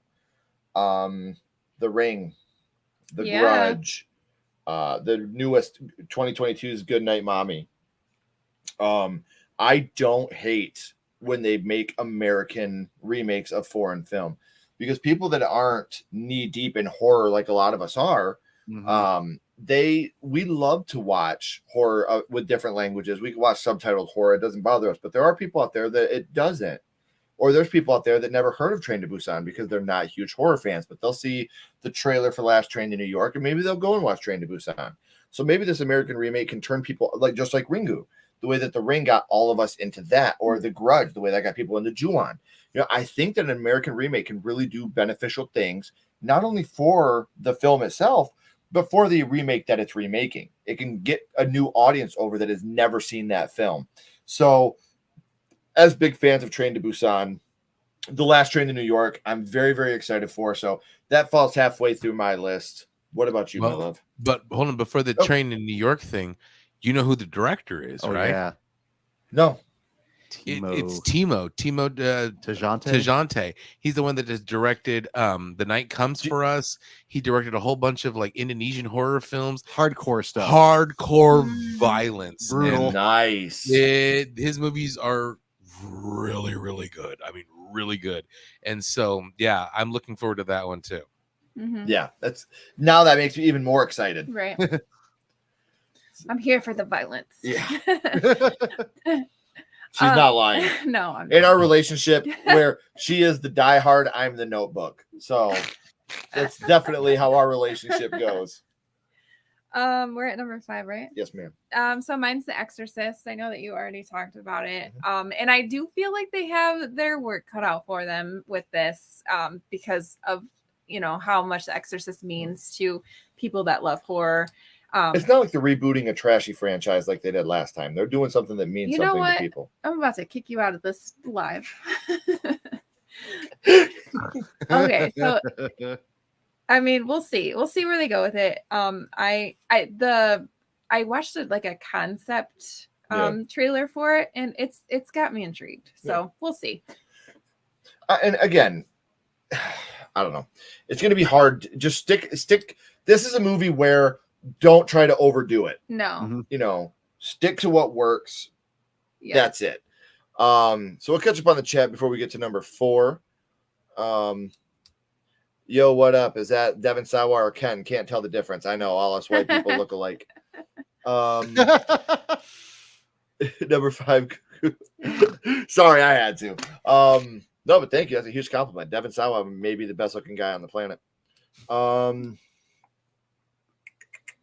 Oh man, I hope you guys do a stream. Number 5, Haunted Mansion. Hey guys, if you're not a member of the channel, hit that $. Like I said, you can become a member and get some exclusive behind the scenes content. So we hope you guys are willing to check that out. I talked about this at the beginning of the stream, and I feel like now that we're halfway through, it's a good time to mention this again. I don't have Maxine on my list. The reason why is we do not have a for sure set date on it. So if I knew for sure it was coming out next year, it would be on my list. But there's a good chance it's coming out in 2024. Yeah. That's the only reason it's not on my list at this point. I wanted everybody to know that because I really think that it's going to be an amazing movie. So make sure that you guys are listening for that one. We'll do it on our next year's list. Yeah. Devin Sawa, super fucking hot. Yes, he is. Halloween 1 through 4 are good. You okay? He's got nothing on you. God, babe. I can tell you love me. So now we are up to number 4, and that'll be me starting us off. It's been talked about. Cautiously optimistic for The Nun 2. I loved the Nun character in The Conjuring 2. The scene where the shadow's moving across the wall, and then it gets to the painting and the hands come out. Like, that's fucking brilliant. That was so good. And, you get Vera Farmiga's sister, daughter, whatever. She's cast in the Nun. And then the guy from The Bridge, he was in The Nun. Yeah. So you're getting all these people. We had a good cast. Yeah. And they did their job. It was very gothic. It was, I loved the scenery. I love the cinematography. But the story just was not there for me. No. It's I for me, it was how do we get to the next jump scare? How do we get to the next jump scare? How do we get to the next jump scare? And that's not what I was looking for. I really like supernatural horror movies. I really like, horror movies that are based on religion. Growing up very religious, those movies scare me when you can take Catholicism or, the Christian faith and you can turn it on its head, because as we've always said, if God exists, so does the devil. And if there is evil, there has to be light, because there's that yin and yang that go together. And when you take these movies and, oh God, I love it. But then The Nun they had the blood of Christ. It's like, shut the fuck up. Shut up. Go to the corner. You're grounded. I didn't get a chance to see the movie, but did the nun go, well, we got a bunch of ho-dunk, po-dunk, well, then there motherfuckers going in there. Yeah. You pretty much just summarized the whole first act. Pretty much. Okay. Yeah. There was just so many problems with that movie, and it's a movie that we were super fucking stoked on. Yeah, because the nun is a terrifying villain. Like, she's fucking scary looking. So I was so excited for it. And it's such a great concept because, again, as someone that grew up with faith, the nun is supposed to be your light. Yeah. But she was terrifying. They are there to pray for you, to help you, to guide you. And this one is there to kill you. It was just that concept to me I was so excited for that. And the movie came out and I was so fucking bummed. And when I heard they were doing a soft reboot, I believe this is more of a soft reboot than it is an actual sequel. This is kind of like Evil Dead 2, where it's pretty much a remake, but it's just, so we'll see what happens, but I'm excited for what the possibility of what we could get will be. So what about you, my love? What's your number 4? My number 4 is Scream 6, or I've seen it's called The Last Scream or something like that, or possibly I don't know. Scream 6. Scream kills. Possibly.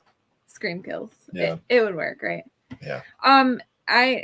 So we know the concept of all the screams, but who will be the killer? Why will they want to kill? That's kind of why we're here. What's the reasoning? Why are you killing? I am worried that Nev isn't going to be in it a little bit. I wish she was going to be a part of it. Maybe the next one. Gail, she's out there going to be killing killers by herself. She needs her right hand man. So, but like you said, that Kirby's coming back. I'm super stoked about that. So. I like that it's taking place in New York.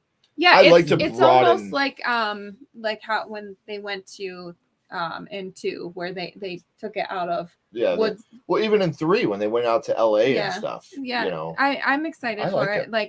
They're trying something new, taking it out of Woodsboro. So that's the thing. People are like, oh man, they're taking it out of Woodsboro. 2 wasn't in Woodsboro. No, 3 wasn't in Woodsboro. Yeah. So it's not like they're breaking the mold with this. Right. So I like that they're going to New York. I like the idea. I just don't spend 80% of the movie on a boat to New York, and we'll be good. Right. And if we have Ghostface getting killed by toxic sludge in the sewer, going, "Mommy," but that's what happens in New York at midnight. But what? That's how you die in the 80s. Either toxic waste, quicksand, junkyard cars. Yeah. But also for New York, chuds. Oh yeah, you got to watch out for chuds in New York too. Can you imagine? Can you imagine a Ghostface chud? It's like he's got a Ghostface mask on a chud, but it doesn't quite fit right. Right? That would be terrifying. Yeah. Oh man. Pimps and chuds. Watch out for pimps and chuds. When I was a kid, I thought that quicksand was going to be a lot more of a problem than it is. I was very scared of quicksand. Everywhere. You're like, just walking on the playground. Look at that pile of leaves. Runk, there you're in it. And you guys were just talking about toxic waste. Real quick, I'm not trying to go way too off topic here. How fucking scary was that scene in RoboCop where the dude gets turned into a meal thing? Yes.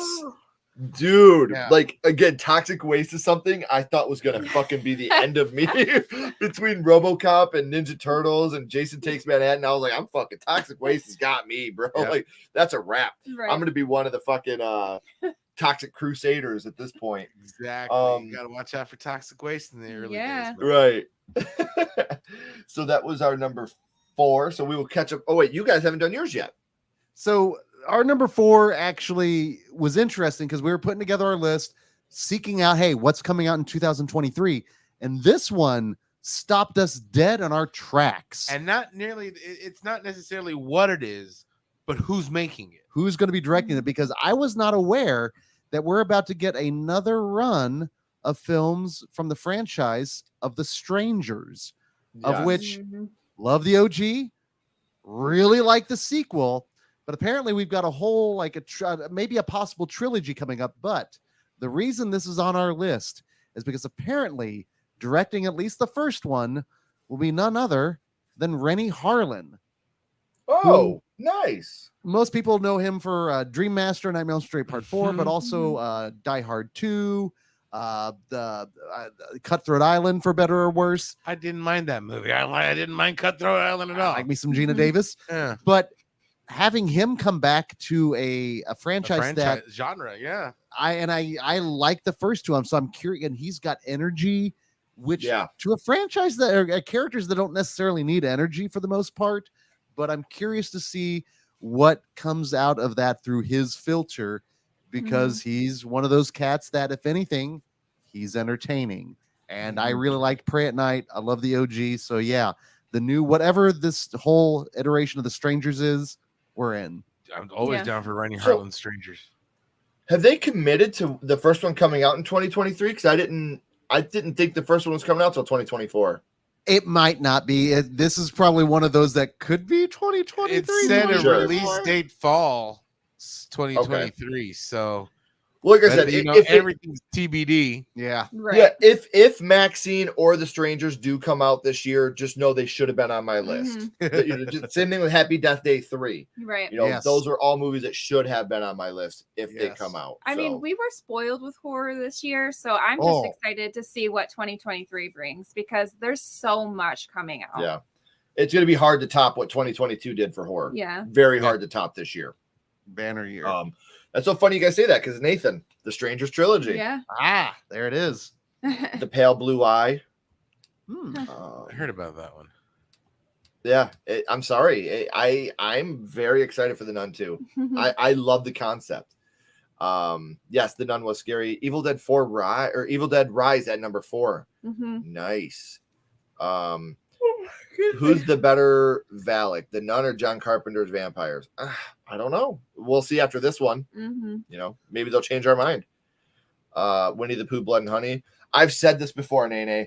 If they did The Curse of La Llorona in Mexico, not in America, I think that could really, really play up to what that movie could have been.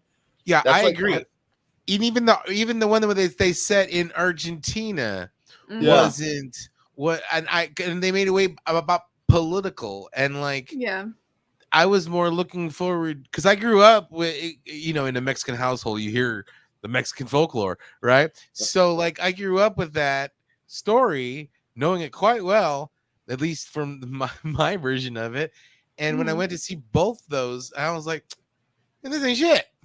Right. I like oh gosh, what's her name? Linda Collerini, that was in it. But I was just like, Daphne. Yeah, I was just like, come on, Velma. Velma. But I'm with you, man, because I grew up. A lot of you wouldn't tell because I'm whiter than Devin Sawa and Casper, but I was raised in a very Mexican family as well, and so stories like that. My uncle raised me essentially growing up, because my mom worked 2 jobs, and my uncle, he came from San Antonio. He's Mexican. And I grew up with a lot of Mexican folklore in my life. And so when I heard the Curse of La Llorona was coming out, I was very excited. Very excited. Then I heard it took place in California, and I was like, huh? Why? Right. That doesn't matter. That don't make sense. So it's just one of those things. The movie could have been better if they had stayed true to the story of it. Yeah. Yes, we are supposed to be getting a Conjuring 4. I seen that was just announced. Don't know a release date though. Saw you were streaming on my feed. Have a lovely Christmas holiday. You as well. Thank you for stopping in. We appreciate it so much. Is Stu in it? I'm on the Stu's dead train. Sorry if Craven, if you're watching somewhere, I love you, buddy, but Stu's dead. If not, his His head is very flat. I was wrong. The Nun 2 is a direct sequel to The Nun, not a soft reboot. Sister Irene is returning. See? Okay. So thank you, T. Parker. I appreciate that. Ghostface takes a boat. Oh man, that would just be ridiculous. All right, guys. So we will now wait. What's 2023? Yeah, Mutilator 2 is supposed to be coming out. Shanty. The Curse of Ya Llorona is definitely. Oh yeah, Mutilator 2. We're going on a fall break, baby, tonight. Yeah, I know. Damien LaFay's in Mutilator 2. I wonder, is it going to be Big Ed? I hope so. Because he was one cat that did not go down without a fight. Even when that wall came down on him and he's only a half a person, he's still swinging away at him. Yeah. So if anybody's going to come back 30 fucking years later pissed off, it's going to be Big Ed and his whole army. I mean, his whole arsenal of that weird weapons behind him in that movie. Fucking Mutilator was wild. Damien's huge, so that would work.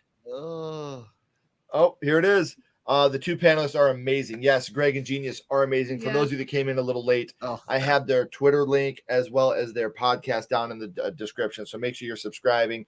Make sure you're following these gentlemen on Twitter. Tatum, thank you so much for your donation. You guys all know what that means. Ooh, baby. Ooh, baby. Ooh, baby. Ooh, baby. And thank you for the compliment. So we will go on to our number 3 now. We are at our top 3. Would you like to start us off, my love? Absolutely. My number 3 is Megan. The doll with the doll. This looks so it looks almost like Child's Play, like the newer one, like how the doll kind of like is like AI. That's your problem right there. You got it set to evil. Yeah, how she like kind of imprints on her and like wants to keep her safe, but she's evil at the same time. Like it really reminds me of the new Child's Play from what I've seen in the trailers. Allison Williams, she's amazing actress. I'm excited about that. So, and the little Amy Donald. Yep. The little girl that actually plays the doll, like she looks like she just kills her role. So I'm excited to see it. Well, and we're kind of biased on that. Yeah. Because Amy and her mom are good friends of ours. Yeah. So we're very excited to see how she does that. So and in the trailer when she like runs/crawls, like that looks creepy as hell. So yeah, it does. What is scary? Scurry is scary. Anything that scurries, anything that like then is bipedal but then becomes quadrupedal, anything like that, terrifying. Like, crawl up a wall like that. Yeah. Right. Yeah. No. And then do that little weird dance that she does. It's fucking awkward. But I love the fact that she's fucking up children in the trailer. Right. It's got the Stephen King seal of approval. Yes, so we are all 100% down for Stephen King seal of approval. I mean, every kid's like, I need a doll like that. Deal with my bullies. Like, right. Cody, thanks for stopping in, buddy. Most anticipated Magic Mike's Last Dance. Just kidding. Am I Dead Reckoning Part 1 for me? That motorcycle dive bomb looks insane. Oh my Cody, God. it's an honor to have you here, man. And thank you for the donation. We really appreciate it. And you know what that means, my friend. Ooh, baby. Ooh, baby. Ooh, baby. Ooh, baby. Thank you for stopping in, my friend. It really does mean a lot. So, Genius, Greg, what comes in as your bronze medal? Your number 3. Number 3, and again, no particular order, because like I don't know. So vampires. We're going back into vampire territory.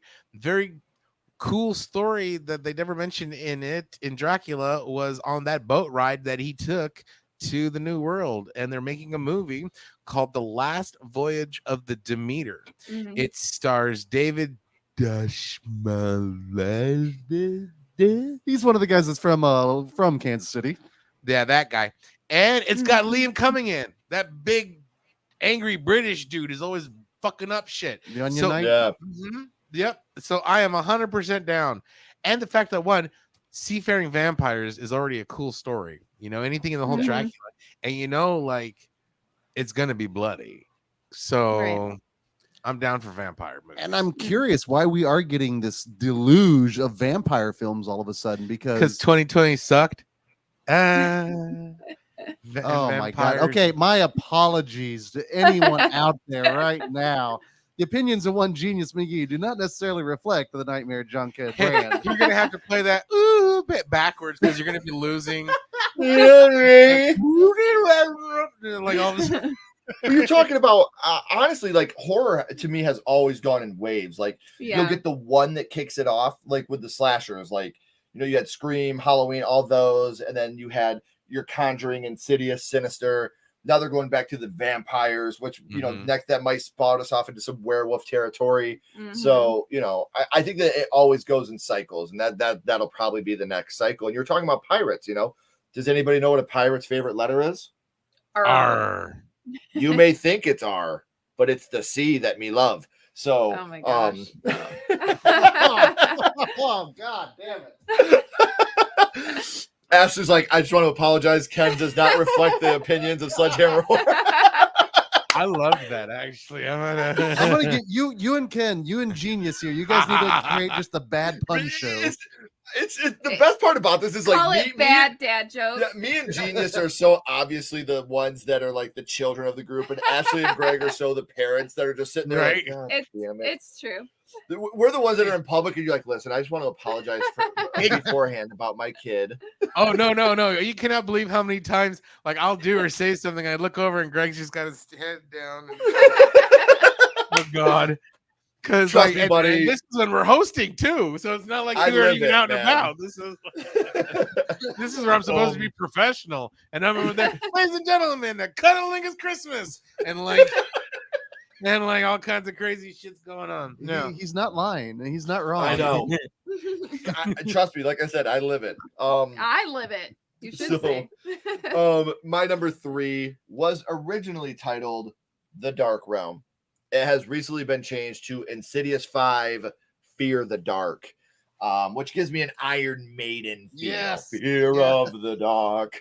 And obviously we're jumping ahead in the future. We're seeing Dalton now back and what's affecting his life. Obviously, maybe he's going back into the further. Maybe we can get more of the lipstick face demon and see what he's really about. So, I mean, obviously without having the movie or a trailer even in front of me yet, it's very hard for me to say what I'm most excited about on this movie. But like I said, the fact one, that we have a lot of the returning cast members coming back, and the fact that Josh Lambert himself is directing the movie. Heck yeah. Like I always love when you see an actor director. Like I think that's something that is amazing. Like it's really cool. But to see the fact that Patrick Wilson himself is going to be directing and starring in the movie, obviously we're probably going to get a Lin Shaye cameo back again. You can't have an Insidious movie without her. Right? We have to. So it's the only franchise I know of that killed their best character in the first movie. So much so they had to keep bringing her back. So, I'm very excited for Insidious 5, Iron Maiden, and where that we can get this one going to. So, real quick, we'll catch up on the chat before these gentlemen give us their number 2. The Ofrenda. The Ofrenda will not be out in 2023. I can tell you that. Yeah. For those of you that don't know, Ashley and I are writing our second movie right now called The Ofrenda. And it is a mix between Hocus Pocus, Hellraiser, and Back to the Future, I guess. It's a movie that with a little bit of a police aspect to it as well.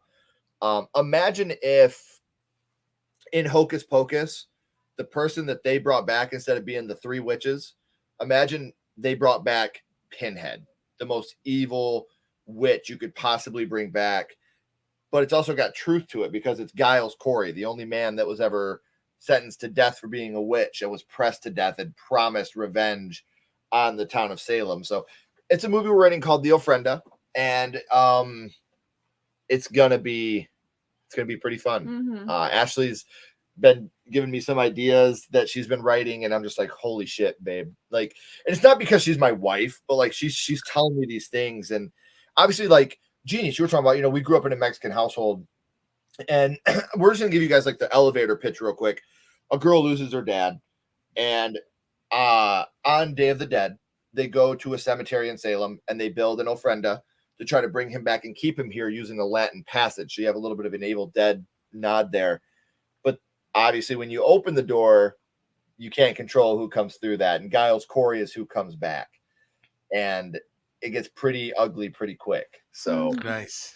I'm very excited for it. It's something that we're writing. This is not going to be a short film, guys. This is going to be a feature film. Nice. We're talking to some people that are very interested. So we are looking like we're going to have a pretty nice budget to do this. So I'm very excited for it, and we can't wait for you guys to see the ofrenda. Thanks for that shout out, Louis. I appreciate it. Yeah. So okay, dude. Awesome. Congrats, guys.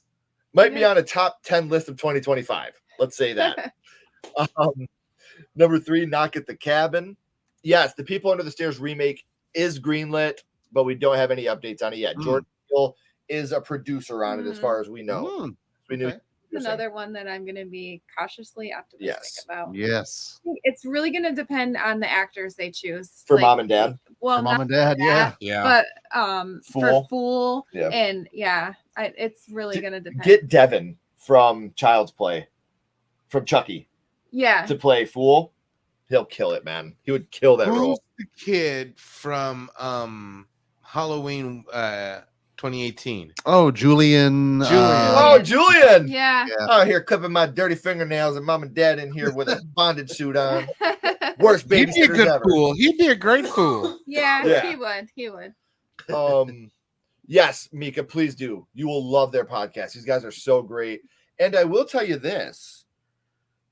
You'll be hearing some Sledgehammer horror in March. That's all I can say at this moment. Little March into the mouth, March Madness coming up. Yeah, a little bit of thing. All we can say at this moment. Megan would have been higher on my list if it wasn't PG-13, and that's fair. Yeah, that's completely fair. I understand and respect that. The only movies I'm excited for next year are the Meg 2, which obviously is going to be pretty dope. It's a megalodon. Honor Among Thieves. How can one go wrong with Kirk and Letty? I'm excited for the Meg 2. I think that's going to be great. But there's a couple that we're going to talk about that I'm very, very excited about here in a second.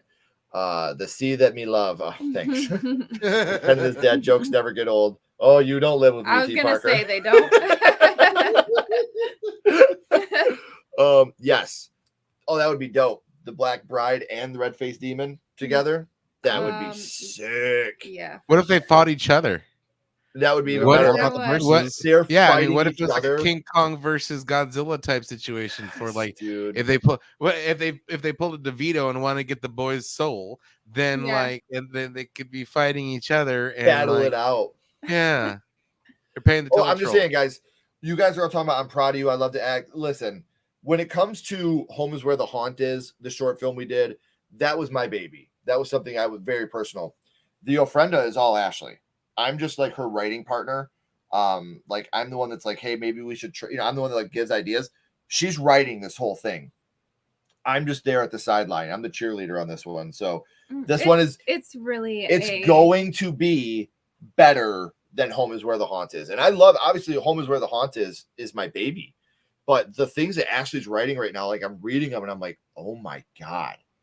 Like I want to watch. There's like the first act is such a true love story almost, but it's I don't want to give it away.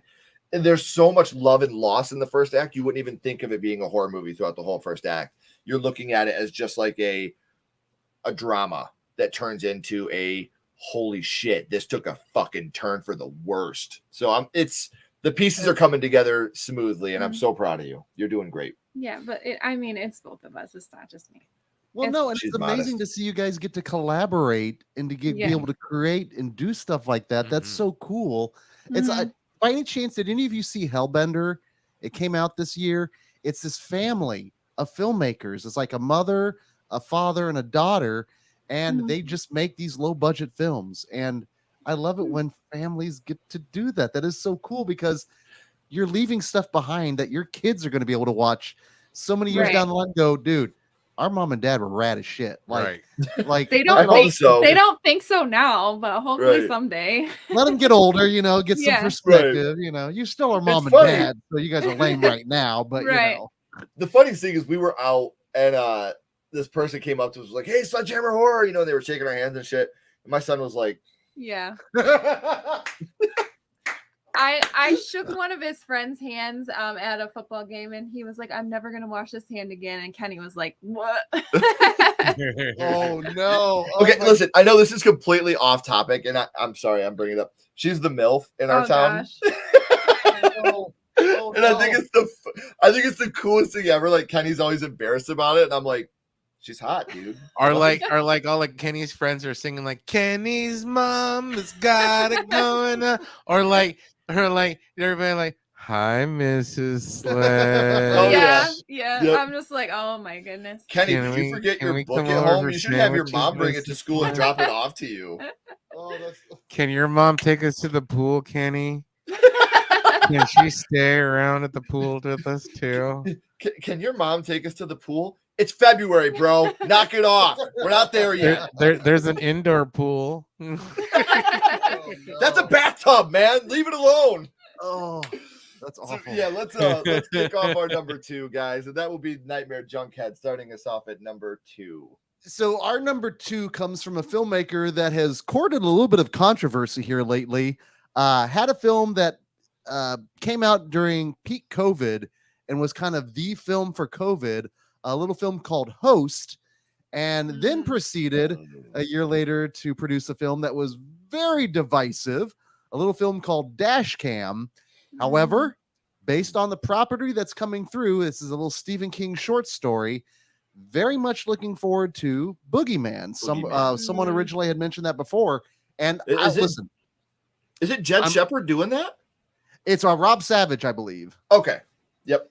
Directing it. And listen, I have yet to watch either Host or Dashcam. Host, because I do a lot of Zoom stuff as it is, and Dashcam, from what I've heard with the lead character, this or that. However, based on the pedigree of the material, we were totally in. Especially, it's the Boogeyman, it's Stephen King. Yeah, we're horror fans. It's not like we're not gonna see Right. a Stephen King adaptation. For sure. For Right. better or worse, we probably all of us have seen them all. You know, so Well, and when you were talking about Dashcam, like, look, the person that you're talking about with the Dashcam, that lead character, it's despicable. She's a bad person. I get that, but I'm not going to hold every director and every person and producer that was a member of that crew to that character. Right. Now, if you're gonna continue to do that, if you're gonna continue to go down that slope, it's gonna be very hard for me to support you and follow you. Like, I cannot support the Jeepers Creepers franchise. It's something I can't do, and that's just because of what happened with the original director and writer. But this was a movie. Now, she's a bad person in real life, but Host is fucking genius. Greg, you have to watch that movie. I'll get to it. I will get to it. And the best thing about it, it's fucking 58 minutes? Yeah. Yes. You know, it shows that you don't have to be a 90-minute movie. Like, it gets the point across. It really does. So yeah, number 2 for us, Rob Savage's Boogeyman. Awesome. I'll watch it. Yeah. For sure. Number 2 for me, my homie Amy.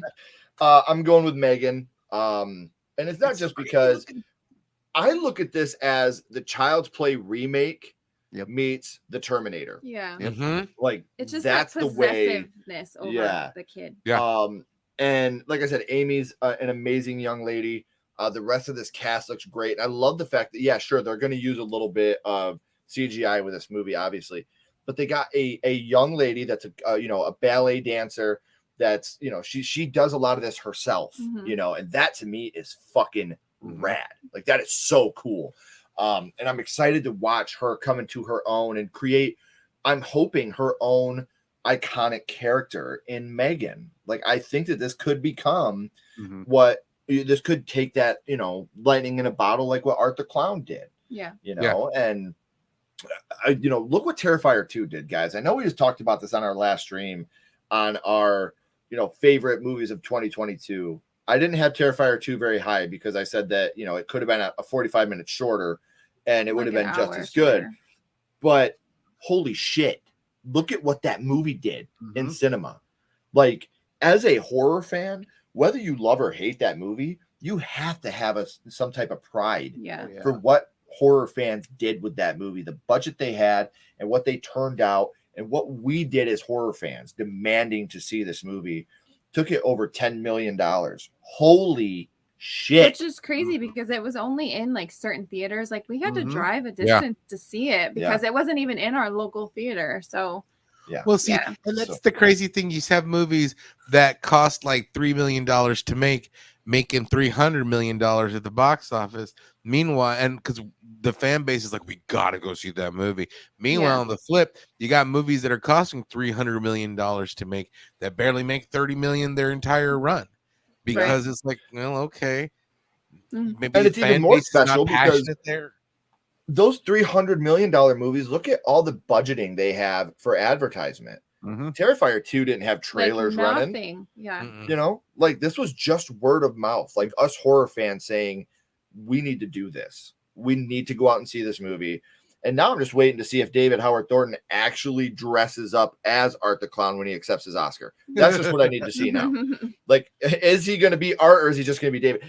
They submitted that movie to the Academy, right? They should, and I hope he wins. They did. I'm dead serious. I hope he doesn't give it as a big fuck you to them. Just comes out with the horn, right? And pulls the glass. A little funny at the Clown Cafe.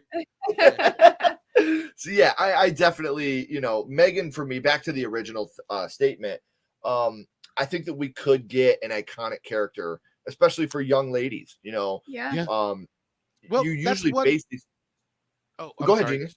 That's one thing that there's not a lot of female iconic slasher killers. Now you can probably count a lot of the killers, the female killers, on one hand that like are memorable. I mean, in two, you'd have like Lola from Loved Ones, you'd have Rebecca Gayheart from Urban Legends, but they don't spawn franchise. There's not a lot of franchises based on them. I hope with this that does change, because as long as there's technology, there's always going to be that fear of the technology overruling us. And then you add the fact that weird uncanny valley with her look and the way she moves, instant recipe for creepiness. But what I'm hoping is that it's the same, that Twitter beef between her and Chucky, they're owned by this, the IPs are owned by the same production house. So hopefully maybe someday down the line we might have a Chucky versus Megan. That would be amazing. And even if it's not like, even if they did that in a Freddy versus Jason way, where it was those two teaming up together and then ending up going against each other, I'd be all for it. I would be all for it. So, that you need to do your number 2. I do. My number 2 is Evil Dead Rise. That's supposed to be coming out in April. So it sounds like they're taking it out of the woods and into the city, into a high rise. So that's going to be something new for the series. And the synopsis that I read, I'm excited for it. Like Estranged Sisters. And it sounds good. I'm excited to watch it. I love Evil Dead. So yes. Didn't they say that they had to have an industrial kitchen make all the blood for this because there's so much of it they had to like rent like a factory to make the blood? Yes. That's amazing. You just took away one of my notes, but yes, they had an industrial sized kitchen to create all the blood for the upcoming Evil Dead Rise. I'm give me so. Oh my gosh! Tap into my vein. Yeah. So let's catch up on the chat real quick. Russell says number 2, The Nun 2. Ken, Devin Sawa tweeted the Pirates' favorite letter joke a few minutes ago. You saw that? No, I didn't. Kenny told me that. Slate of shrimp, baby. No, because he is Devin Sawa. So like, yeah, it's true. They're just becoming one. Yeah, we're just molding. He took off the glasses, became Devin Sawa, tweeted it, put him back on, and became Ken Sledge. So that's my Superman thing.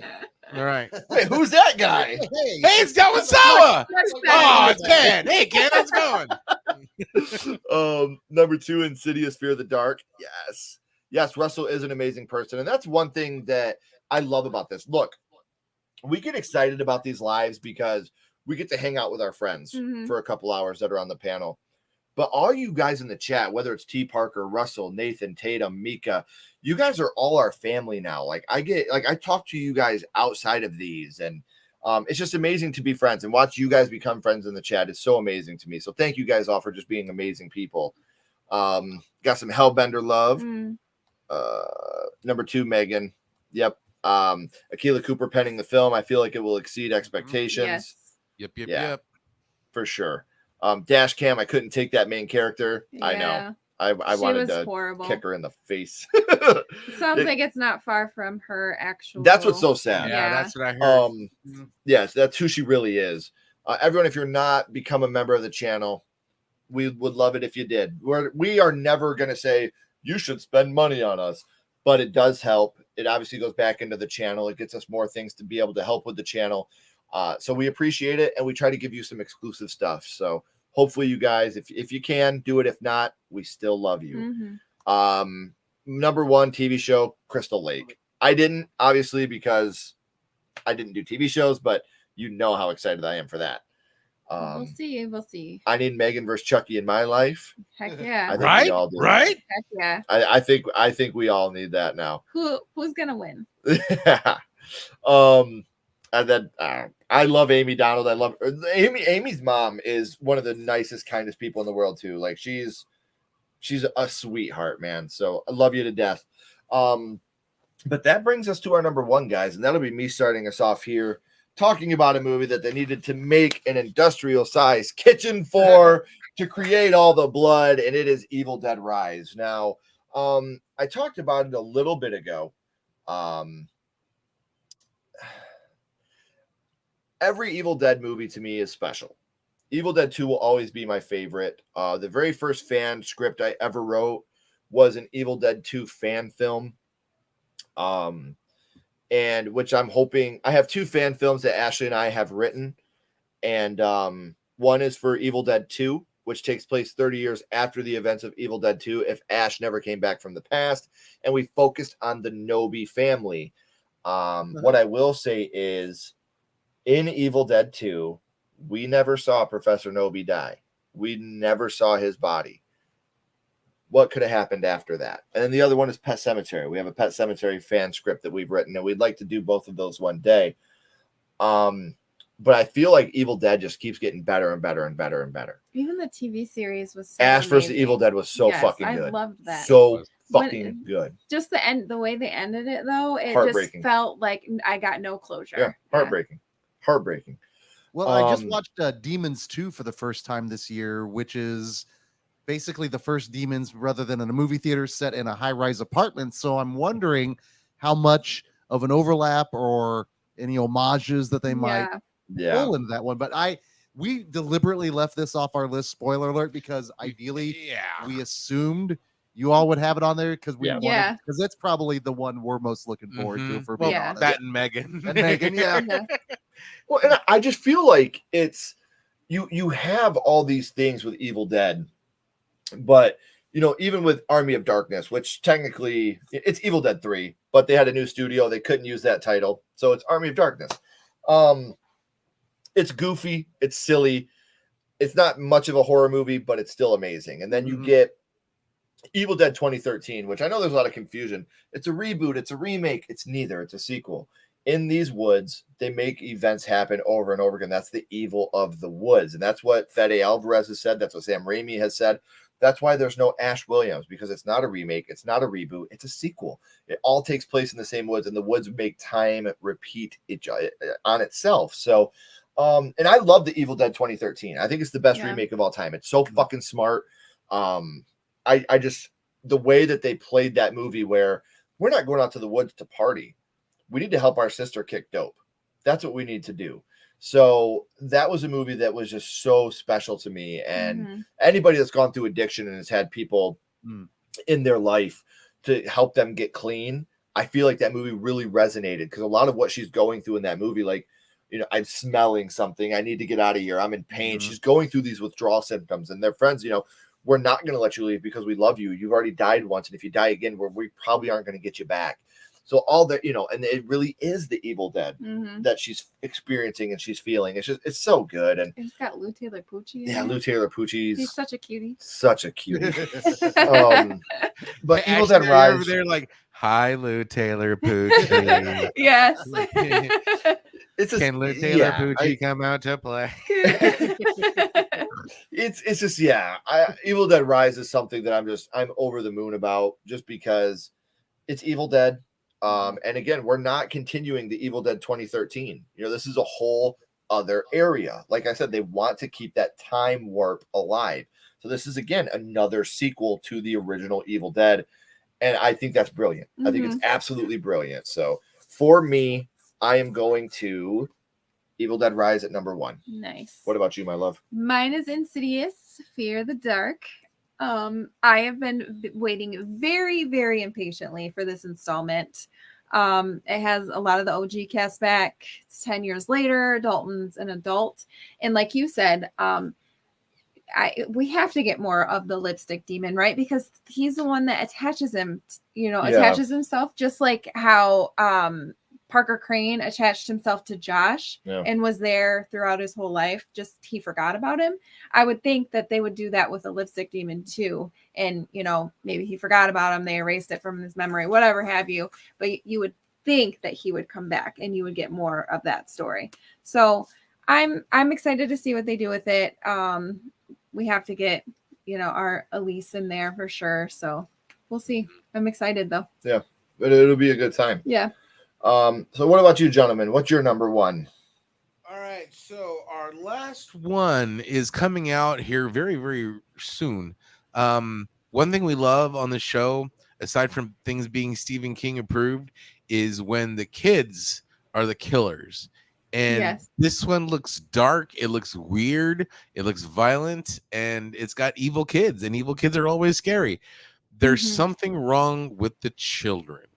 That's our last one on the list. She is directed by Roxanne Benjamin, who's done a shit ton of TV. A shit ton. She's part of the October Society. She is a part of the October Halloween. Society. Yes. So yeah. Nice. And we definitely do love the whole killer kid genre. We've devoted months of programming, talking killer kid films, because there is something to be said about children. And what the hell? You were watching the trailer for, was it Skinamarink or something? Skinamarink, and fucking creep me out because there's nothing even really remotely like evil or sinister. It's just like, what's going on, Mom? Yeah. And the kids like whispering and it's dark, and I'm like, stop being so fucking creepy, you weird children. And I love kids, but not when they're creepy and weird. Right. Like creepy weird kids are fucking wrong. Yeah, for sure. It's like they're supposed to be innocent, and then when they like make them killers, it's just it is super creepy. 100%. Yeah. So, man, let's catch up on the chat real quick before we let everybody go. What, baby? Oh shit! I'm on the wrong one. I'm a big stupid idiot. Too many tabs. Chat's over.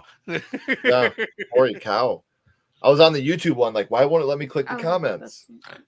Sorry, I always have a YouTube tab open and our StreamYard tab. That way, if we got to kick someone out of the chat for being dirty towards our friends, we can do that too. We've had to do that before. I don't like when people talk nasty to anybody. So yeah, that's fair. That is fair. Yeah. Where'd we go? I'm sorry. My number 1 horror is a TV show, The Last of Us. Yes, that was one of my honorable mentions. This hurts for not being a member of the family. We'd love for you to be a member of the family. Cocaine Bear sounds hilarious. Yeah, it's going to be great. Yeah, we'd love for you to be a member of the family. Join us. We love it. Absolutely. Join us. We will open you. We will open you. We will open you with welcome arms. All right, I'm creepy. Scream 6. Jason. Ghostface takes a boat. I said Jason. Ghostface takes a boat. I subscribed you, Tim. That was very nice. Number 1 for me is Dune Part 2, but I'm drifting quickly away from horror.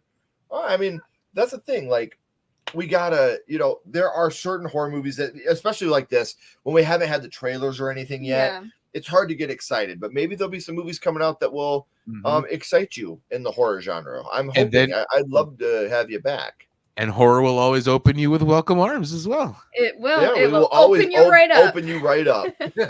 Mika, Scream 6. Hey, Good Real Hunting. Merry Christmas. Happy holidays. I hope you guys are safe out there. We're getting a bad storm here.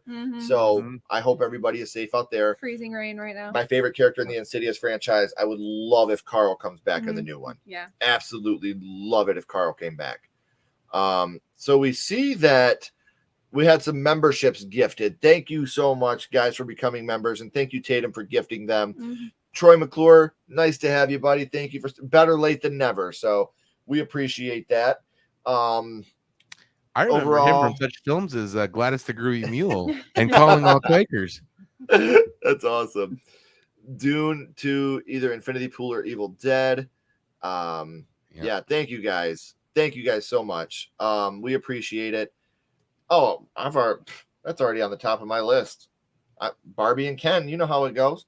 So I want to say one last time, guys, if this is your first time here, make sure you guys hit that subscribe button. I hate to sound thirsty, as the kids say, but it really does mean a lot to us when we have you guys subscribe. That means more. Still say that? I don't know. I think that's like so last year. No cap. I have no idea. But it means a lot. That the subscribing means just as much to us as you becoming a member or you giving a super chat or a super sticker. Becoming a subscriber just means a lot to us. We'd love to have you guys here. We'd love to have you guys along in the live chat. It's so much fun to learn your guys' list too. And like I said, if you haven't, follow Nightmare Junkhead on social media. Subscribe to their podcast. You can do that. These guys are fucking amazing. So make sure you're staying up to date with them. We will be joining them again in March. I got to know real quick, Dice, what did you think of Barbarian? I'm so glad you've finally seen it. I need to know your opinion before we go. And what's everybody watching tonight? So while we're waiting for Dice to give us her answer. Probably my eyelids. Yeah. I got to be to work. I got to be to work in technically a couple hours. Yeah. So gnarly. Genius. Greg, what do you guys have coming up on the podcast that you can tell people about? Next Friday, we're going to be releasing our best of 2022, talking our top movies, movie scene, movie moments. We just finished your entire month of Silent Night, Deadly Night. So through 1 through 5. And of course, in the month of March, we will be bringing back Into the Mouth of March Madness. Yep, year 8, is it? We've been doing it quite a few years. Yeah. It's a monthly tournament, a yearly tournament we do. We pit a bunch of movies against each other, but the best part, we have our friends come on and talk and debate horror films. So we will definitely be. Last year. Yeah. Oh, well, we'll talk off. We've got. It's gonna be a while. We got the lists ready and everything. Oh, yeah. You got them ready to go. It's crazy. There's some chef's kisses in there. But also, if you're in the Kansas City area or thinking about visiting Kansas City, make Screenland Armor a destination visit, especially if you love genre and horror. We do a weekly every Friday night weekly series, Friday Night Frights. We have a lot of fun doing this, and it's just fun. Like you guys know, getting people together, like-minded people that love to watch horror and experience all that. And there's nothing quite like it. Yeah, absolutely. And it is fun. We all have a great time when we did. Last year we did Frankenweenie. I can't remember what we versed with Frankenweenie. It was it the Frankenweenie versus Monster House? No. Well, I can't see because was it Frankenweenie versus Cabin in the Woods? Possibly.